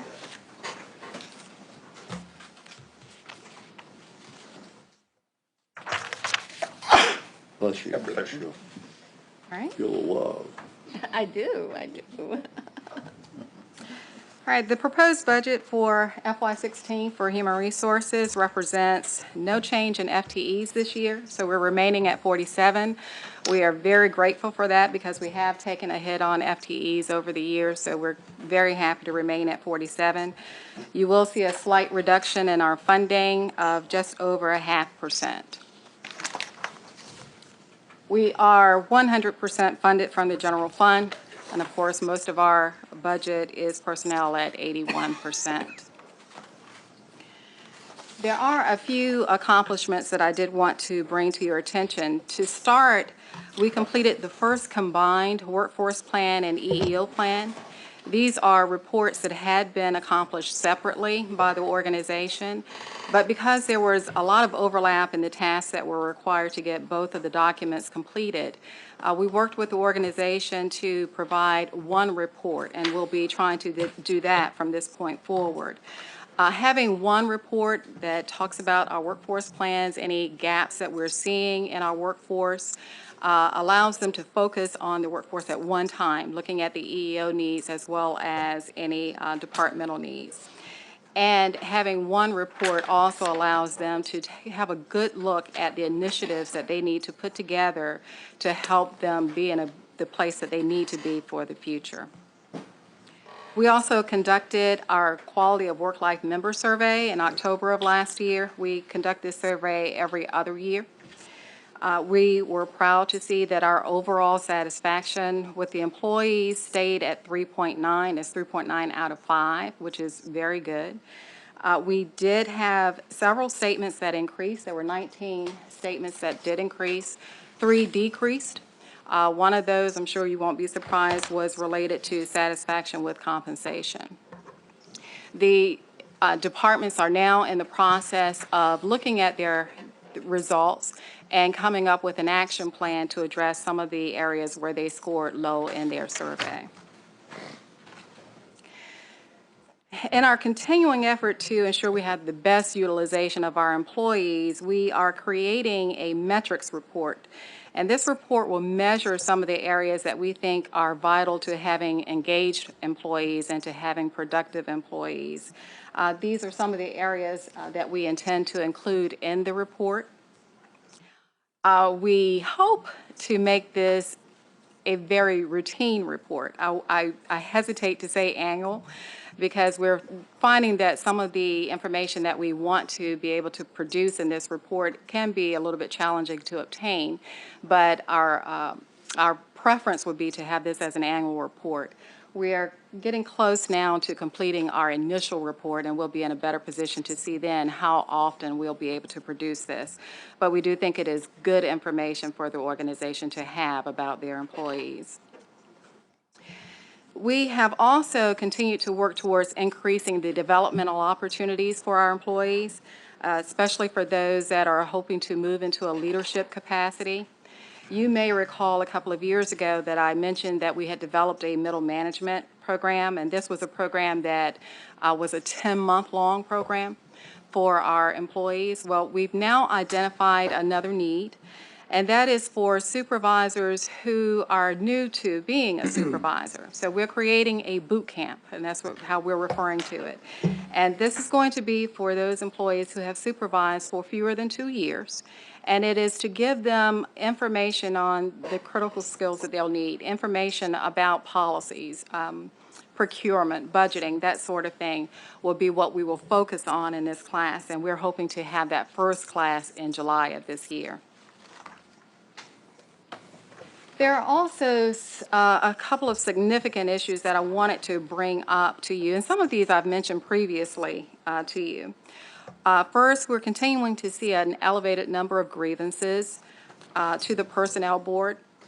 So far this year, we have had 19 filed to the Personnel Board, so we are on target to meet or exceed last year's 20 cases that was filed to the Personnel Board. And just to give you some measurement on that, a few years ago, we were usually seeing 13, 14 cases filed to the Personnel Board. So now we tend to be in the 20s. 2 years ago, we were at 24. So that's probably going to be our new norm for a little while anyway. Probably something that's a little bit more concerning to us is the high number of cases we have under the Americans with Disabilities Act.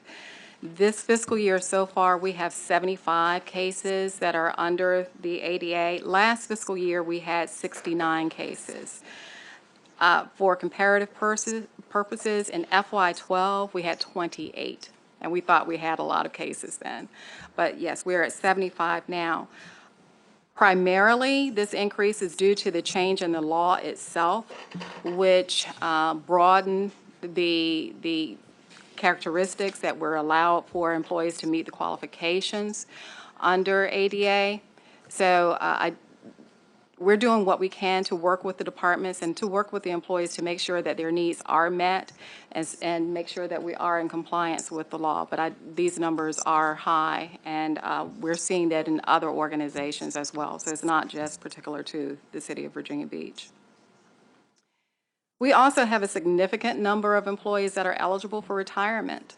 We used to hover around 10% of our employee population being eligible for retirement. Now we're about 12% of our employees eligible. And a number of those that are eligible are among our leadership, our department directors, our middle managers, division managers. A lot of these are included in this 12%. And that's why we are taking so much time now to focus on the development of our employees so that should those vacancies become open, our employees will be in a good position to compete for those positions.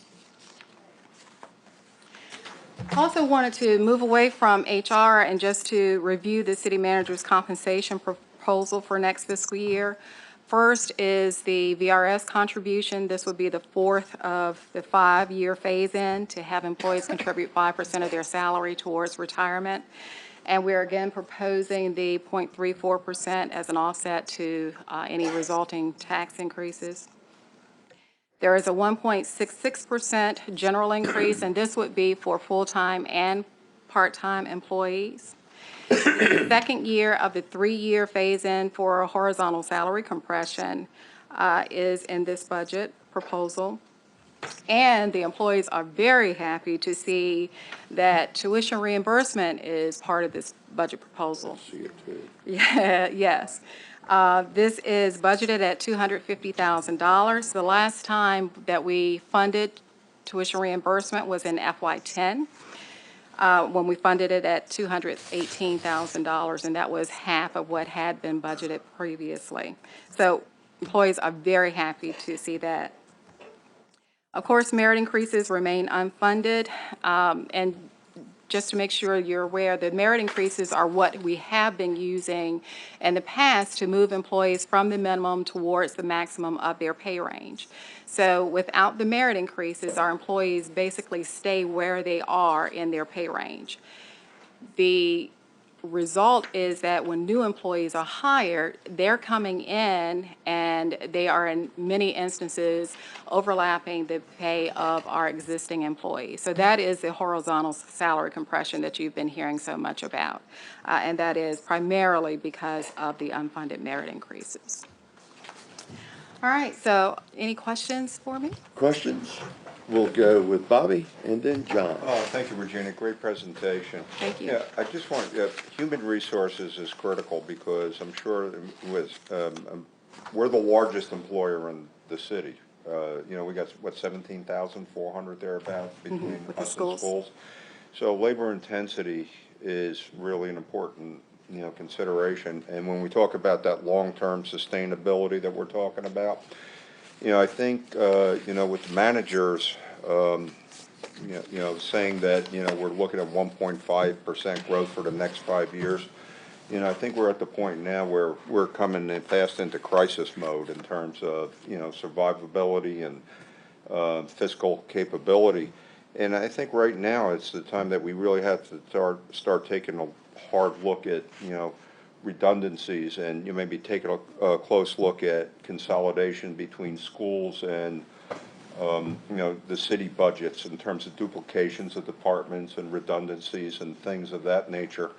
And then maybe also some re-engineering of job descriptions and things where when you have people retiring anyway, if somehow job descriptions can be merged or blended to accommodate, maybe with some downsizing without really hurting somebody by laying people off, but by just kind of re-engineering the way we do certain operations within the city, that we can have an effective, decrease in FTEs and still be viable. If you take a look at what the Navy's doing, especially with the Laurel ships and everything, they're downsizing the amount of people that are on the vessels because they're going with more technology and becoming less labor intensive. We're going more towards drones versus pilots and things like that.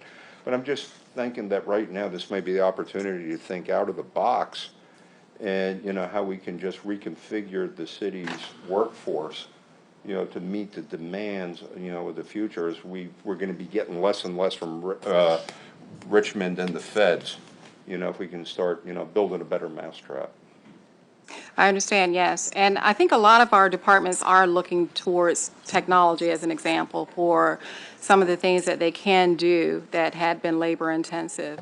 And so technology is going to be really big to see what we can do to increase our turnaround on things and not affect the demands that our citizens have at the same time. So I totally agree. I think the departments are well aware of that, and they have had to look at their efficiencies anyway because of the budget cuts that have been coming in year after year. So I think all of us have our eyes open to look for any efficiencies that we can find. Thank you. John Mostyn, Barbara Henley. On the climate survey, I'm familiar with it. I assume that climate survey also has questions about up-down communication, discrimination in the workplace. Did they see it? Did they ever see it? Do they ever observe or don't observe sexual harassment? No. Do they think it's underreported? What are the kind of, when you say that, maybe you could share not the answers, but if I could I'd like to see the questions that are asked. Sure. And is that a computerized thing where people go online and they respond in a Yes, computerized fashion? Is that a self-developed or is that a purchased product? We work with a vendor to provide the product, and one of the main reasons that we work with the vendor is so that we can ensure the anonymity of the responses. I was asking that question. Yes, and we did at one point have a separate cultural survey. We did that just one time so that we could, because it was our first time out, actually asking the employees in a formal fashion about, have you seen discrimination and that sort of thing. And now we've incorporated some of that into the regular survey that we're doing. Excellent, thank you very much. And the other thing, I know I've asked this question, and maybe it's in the packet budget question, but how many of our employees have been hired after July 1st, 4 years ago, so they've been paying the 5% from the start? So their pay, in their particular case, will be getting the full 3%, less, obviously the 1% of the 3%. It was 1,700. I couldn't remember seeing the number. Yeah. So I just wanted people to know that's a pretty sizable number of our total workforce, and that often doesn't get mentioned. Okay. Mr. Laws, the school's number is just over 2,200. That's just an important number to be out there in the public. Yep. Okey dokey. Barbara Henley. Yeah, on the Americans with Disabilities Act caseloads that you Yes. say are increasing, can you give me a for instance? I guess there are accommodations that we make for job capability. Is that what you're talking about? Yes, that's- Is there just a general for instance of the kinds of accommodations that are required? For example, let's say that someone has, let's say they have diabetes, and because of their diabetes, they had a position that required them to stand for a certain number of hours a day. Because of their condition, they can no longer do that. We would have to work with that individual, work with their doctor to find out what accommodations would work. So our goal is to keep them in their job, but to look for ways that we can accommodate them, change the job somewhat so that they can keep the job and continue functioning.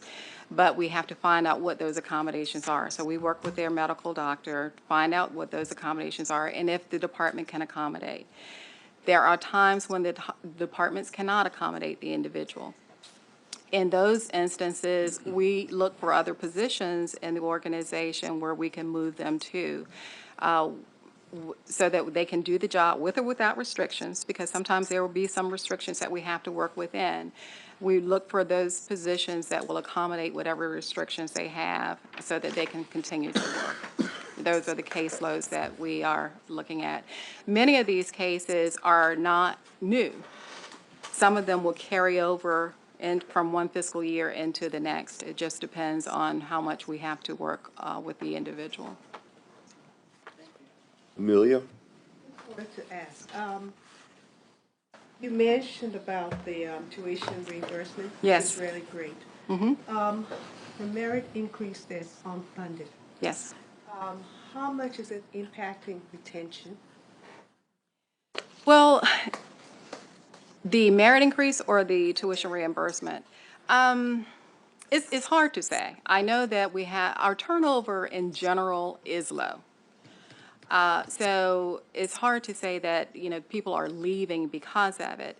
What we do have is people who are here who are disgruntled. And you've been hearing a lot from our employees who are really concerned because they have new employees making the same salary that they have. So I can't really say that they are leaving because of it. I will say that in our exit interviews, pay does get mentioned. It usually is not a primary reason for leaving. It is typically mentioned as a secondary reason. As overall, people enjoy working here with our city. Well, the city of Virginia Beach has a lot to offer, and there's no way around that. It is a great place to live and work. John Moss, and then move on. My last question is, I don't know if at the end of every year, and this is something that I know that we provide in the government, federal government, is give people a comprehensive look at not just their salary, because that's not even all the compensation, but the total market value. And a couple things that people tend not to think about when they do private sector, public sector to private sector comparisons is leave doesn't carry over. You either expend it or you lose it. I mean, that's pretty much the standard practice other than regulatory, like Dominion Resources and Right. regulatory. But in a competitive environment, that's not the case.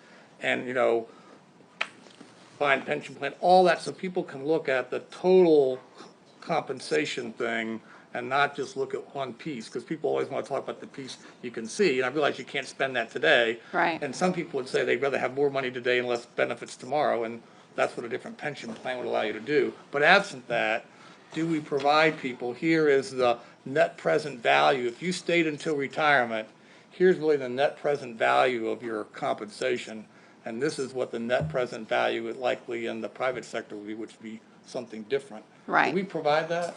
We were providing a compensation statement, a total comp statement, and that's what you're referring to, that had the value of the benefits as well as their pay.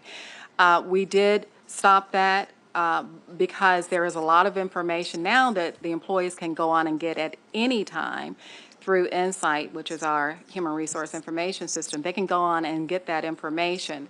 But we did just have a discussion about this maybe a month or so ago, where we have now convened the group back together to say that maybe this is something we need to again put back in front of the employees formally in the form of a statement. So we are working towards doing that again. Well, maybe not. Maybe you don't go that route, but I know there's, or maybe then the manager's little letter, that what he does is, people often don't see the part of the VRS payment that we're making up for underperformance, guaranteeing their annuity in the future, and that's a pretty substantial amount of money.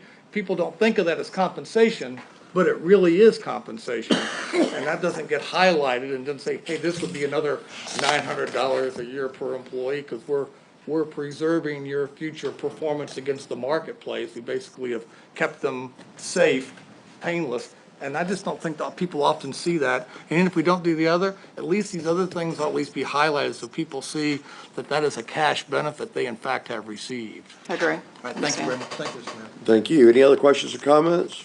Regina, thanks for doing the great job y'all do. Thank you. Okay, council, now I'm going to move to city manager's briefing. If you notice, the others are smaller type budgets. The manager has said if anyone has questions to get hold of him next week, and he'll be glad to respond. I think that's a good way. Thank you very much. Okay, we'll go to planning items. Jack Whitney. Mr. Mayor, members of council, a brief respite from budget stuff. You can call planning items a respite. Thank you, Karen. Appreciate it very much. Set up here. This, of course, is our monthly glimpse of planning items that were heard previously by the Planning Commission and will be on your agenda May 5th and May 19th. We've got 17 items. I'll try to go quickly through them with you. Thank you, Karen. This was a particularly challenging month for a theme, so I've had to come up with a smorgasbord, a little something for everybody except Rose Hall, Centerville, and believe it or not, Princess Anne. Oh, say it's not true, Mrs. Henley. Oh, but I've got some that were deferred, so not to worry. We've got cars, we've got churches, we've got nonconformities. We have beer and we have wine. Thank you. And a platter full of zoning amendments. So that's about as good as I can do for a theme this time around. Let's begin with May 5th and the Bayside District. Mr. and Mrs. Eckert, this is a change of zoning off of Shore Drive on a property you all know and recall as Bay Lake Pine School. They're asking for a change of zoning from R 7.5 and into PDH2 and conditional B1A on a small corner of the property. Currently, it's a school with athletic fields and some shoreline frontage on Lake Joyce. And there will be a 6.5 acre, roughly, PDH2 area proposed for 31 detached single-family houses in a condominium ownership configuration. And slightly under 1 acre for a medical office building there at the corner. Staff had worked extensively with the applicant to get the project and the layout as good as we can get it. The staff therefore recommended approval. On a 7-2 vote, the Planning Commission is also recommending approval, and there was some opposition. Will we get that as a Remaining, verbatim? yes, ma'am. Remaining in Bayside, off of Lee Drive near Seaview Avenue, also on Lake Joyce. Mr. Lyon is requesting an enlargement of an existing non-conforming use. There are currently 2 single-family houses on the site dating back to the early 1940s, before there was anything in this community known as a zoning ordinance.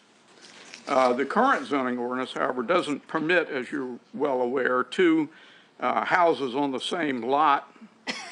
Therefore, it's non-conforming. Any change in the non-conforming is allowed only by resolution from this city council. The applicant would like to enlarge the 2 houses as well as move one of them, as you see there, from its current orientation to a new orientation perpendicular to the lot lines. The application was deferred by you on February and April. Staff is recommending approval. There's no recommendation from the Planning Commission because, as you're aware, currently,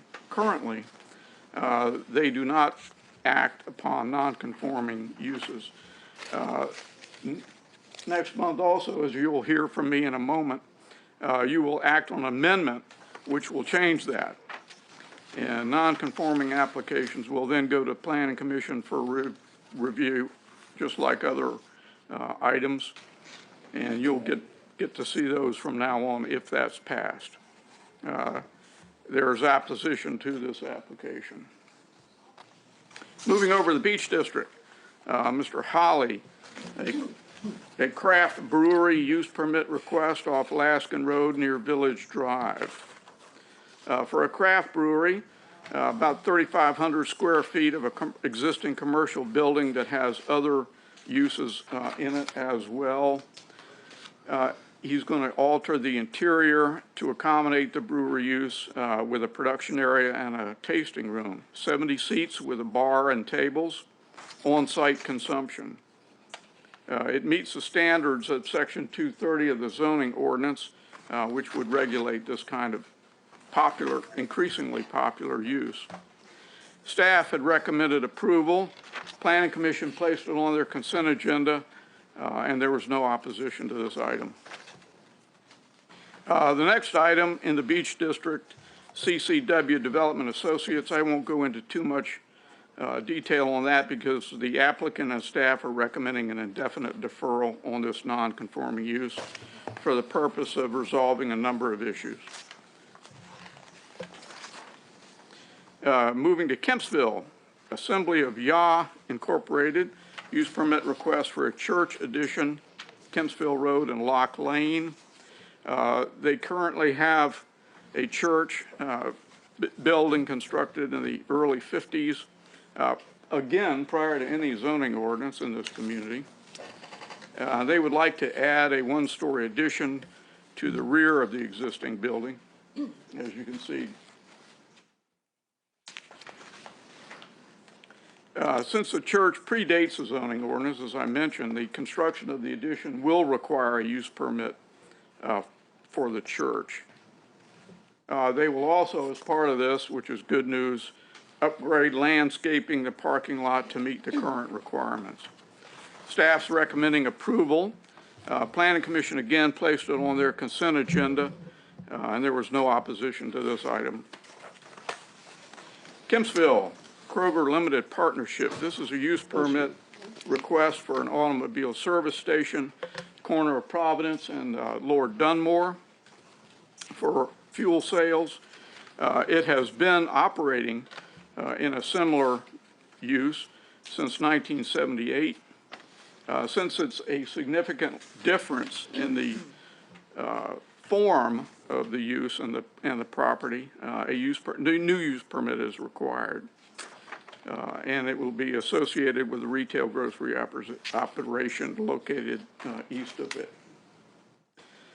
The existing curb cut is being removed on Providence Road, and one of the existing curb cuts, and a non-conforming freestanding sign will be replaced, more good news, with a monument-style freestanding sign.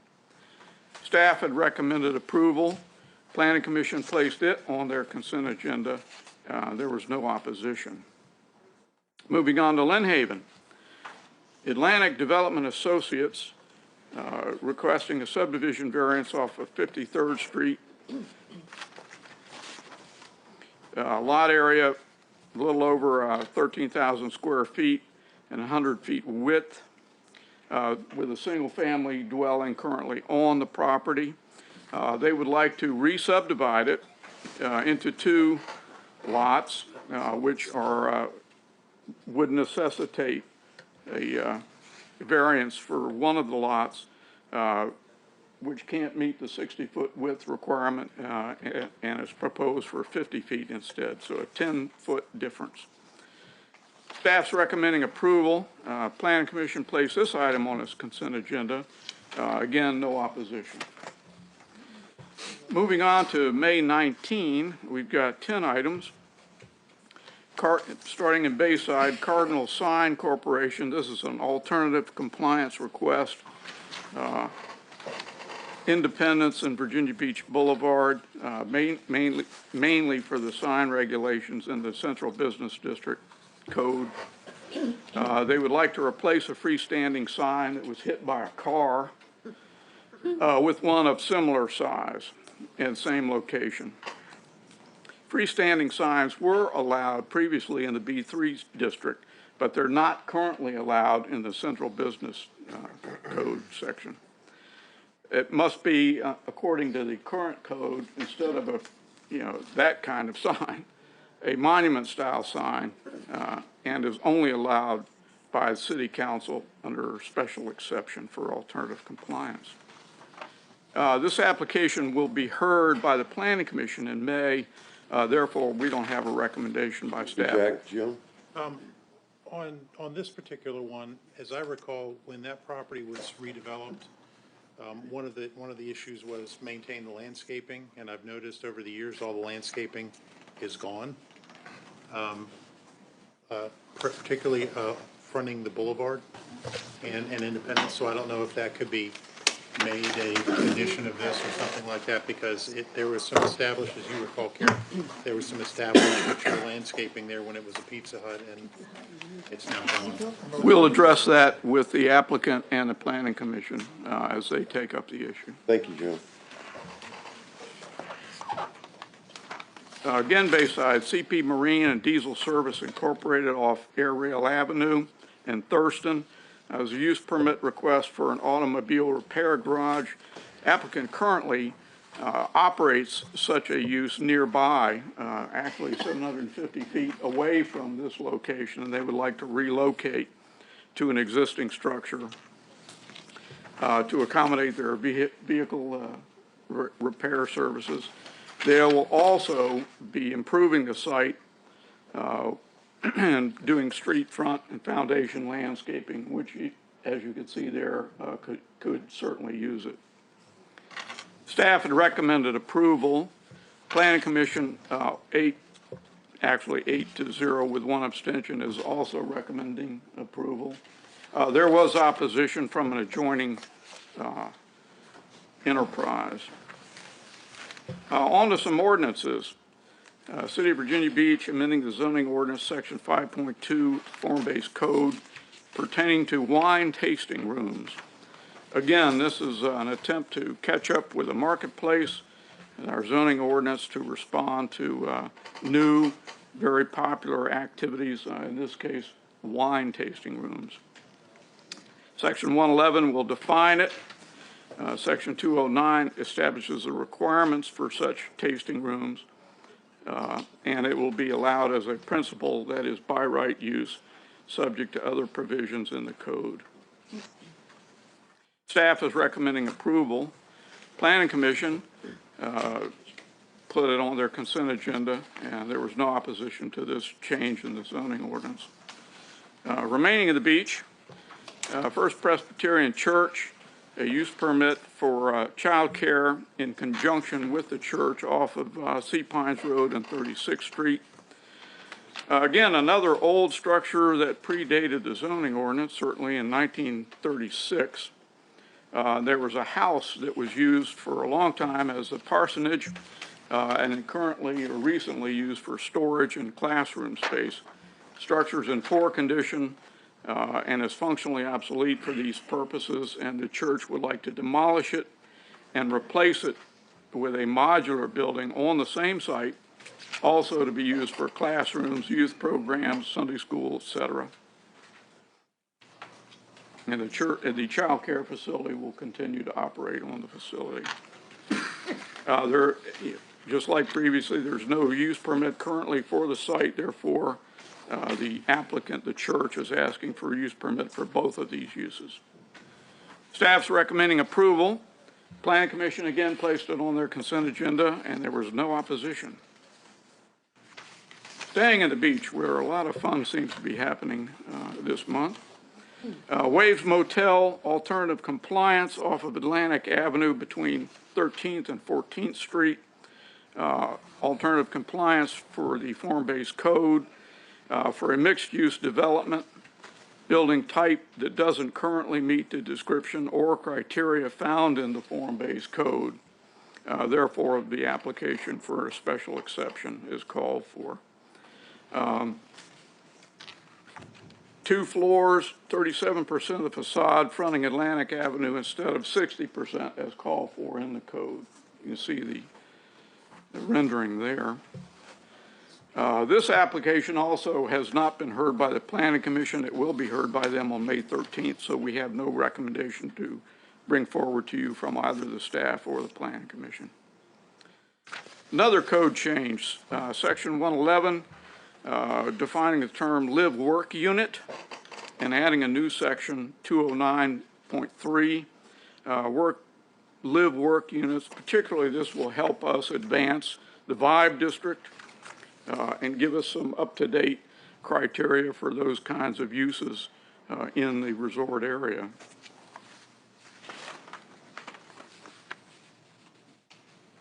Encourages redevelopment in these areas, particularly in the Vibe District, which we think is a great idea, great initiative. So the ordinance is responding in kind to that. I'd just like one point. If we're going to do that, I would like to know, we tend to do all these special things for special areas, but why wouldn't we at least understand why we wouldn't want to apply this, even if it was a conditional use, to any like zone property throughout the city? I'd like to understand that. We're looking at that, particularly in other SGAs. Even if it isn't an SGA, just across the, why, if it's good in one place, why is it staff's thought process it's not good for any business occupier anywhere throughout the city? We can certainly look at that. A market competitive advantage from this arrangement, and why aren't we affording it to everyone? I'd like We can to certainly understand look at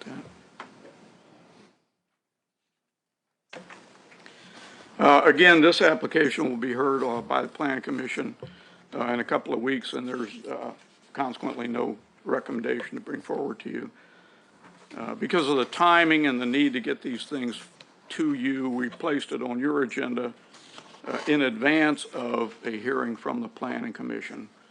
So you will have all that information at the time you hear it on your agenda in May. Again, amendment section 105 pertaining to nonconformities. As I mentioned earlier, the Planning Commission doesn't currently hear those. This ordinance change will change that and will add the Planning Commission as part of the public process for considering expansion or alterations to nonconforming uses.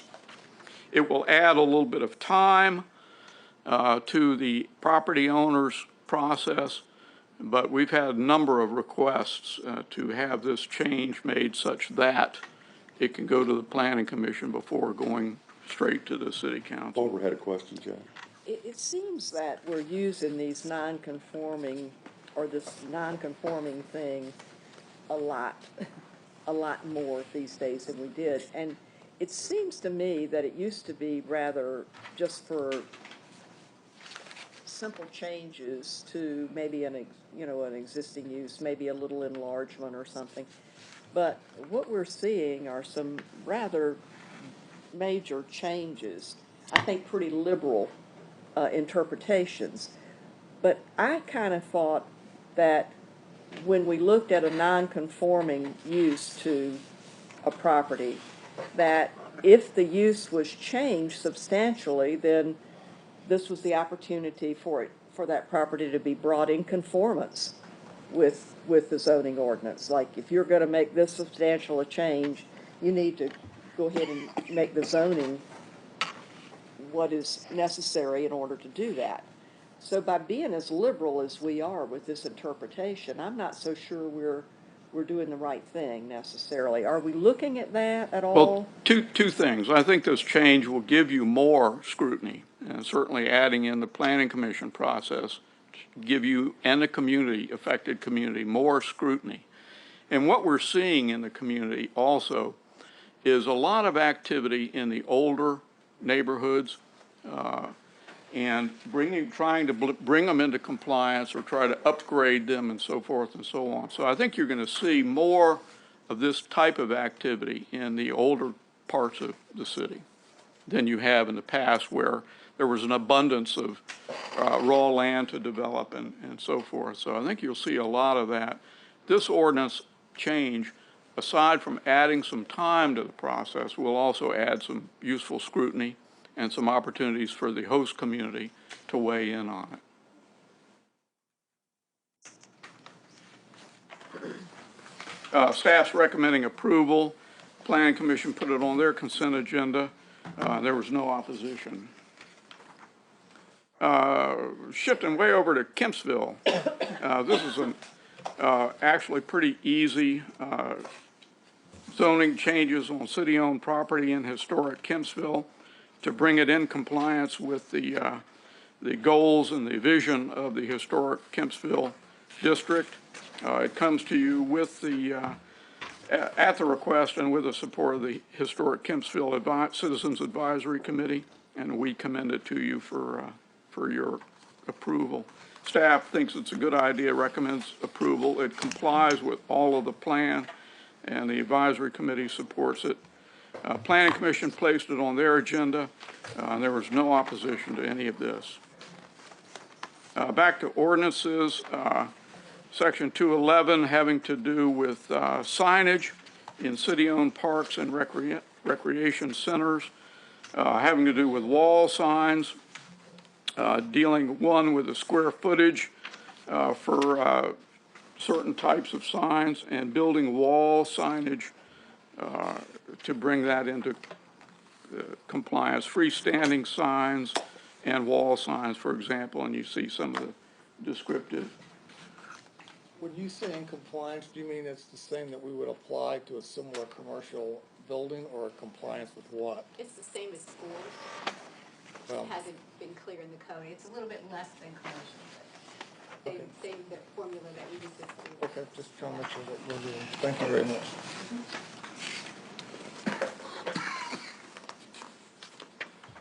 Again, staff had recommended approval of this ordinance change, as did Planning Commission on their consent agenda, and there was no opposition.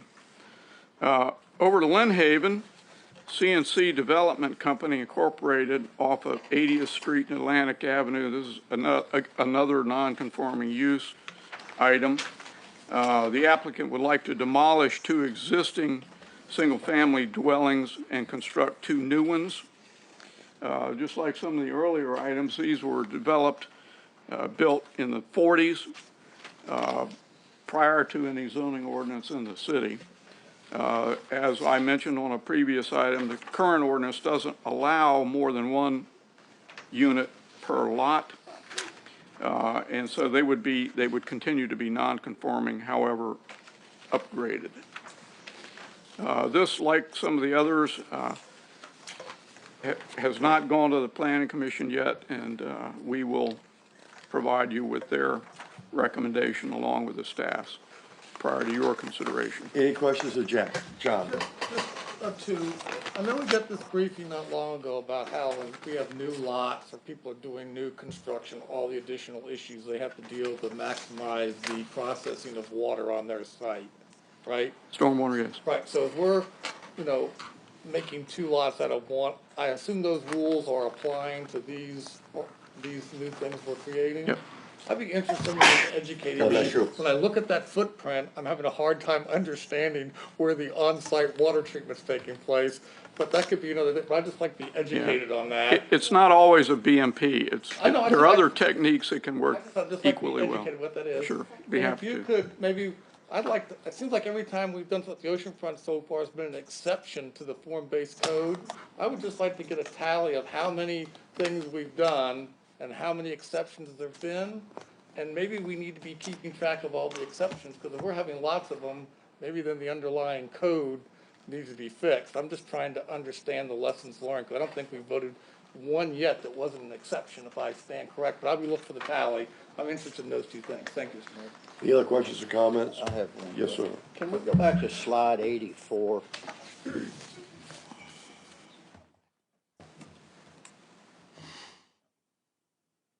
Right there. That's fine. That triangle in there on, I guess it's Kempsville Road and Princess Anne Road. Are you looking at item A? You're talking about that very small triangle? Or the small one down at the intersection, the other intersection? I guess the small one down at the intersection. North of the B. I don't know where our high-tech pointing device. Hanging on its high-tech hook. It doesn't need batteries. Battery's not included. The headmaster, yeah. Right, yeah. How's the access gonna be to that piece of property? Unless it's consolidated through a joint development of these areas, it would be off of this area, this. So they're gonna be able to get a curb cut there? Or it could come in here. It'll depend on the use and whether or not the parcels can be, combined, which would be a better idea. Yeah. It's gonna be dangerous. That close to the intersection would. We're hoping to get some development and redevelopment for that whole northeast quadrant there. Right. There's some real potential there to avoid accessing small parcels. I'm just curious, because I drive by there 2 or 3 times a week. That's something I've mentioned to council before in terms of SGA development, and the challenges is assembly of a multitude of small existing lots and parcels to avoid exactly that kind of issue. And assembly of those is a challenge and will remain one. Okay, council, any other questions or comments? We're going to recess for 20 minutes. A whole 20 minutes to have dinner and something to drink. Okay? And we'll start promptly at 6 outside.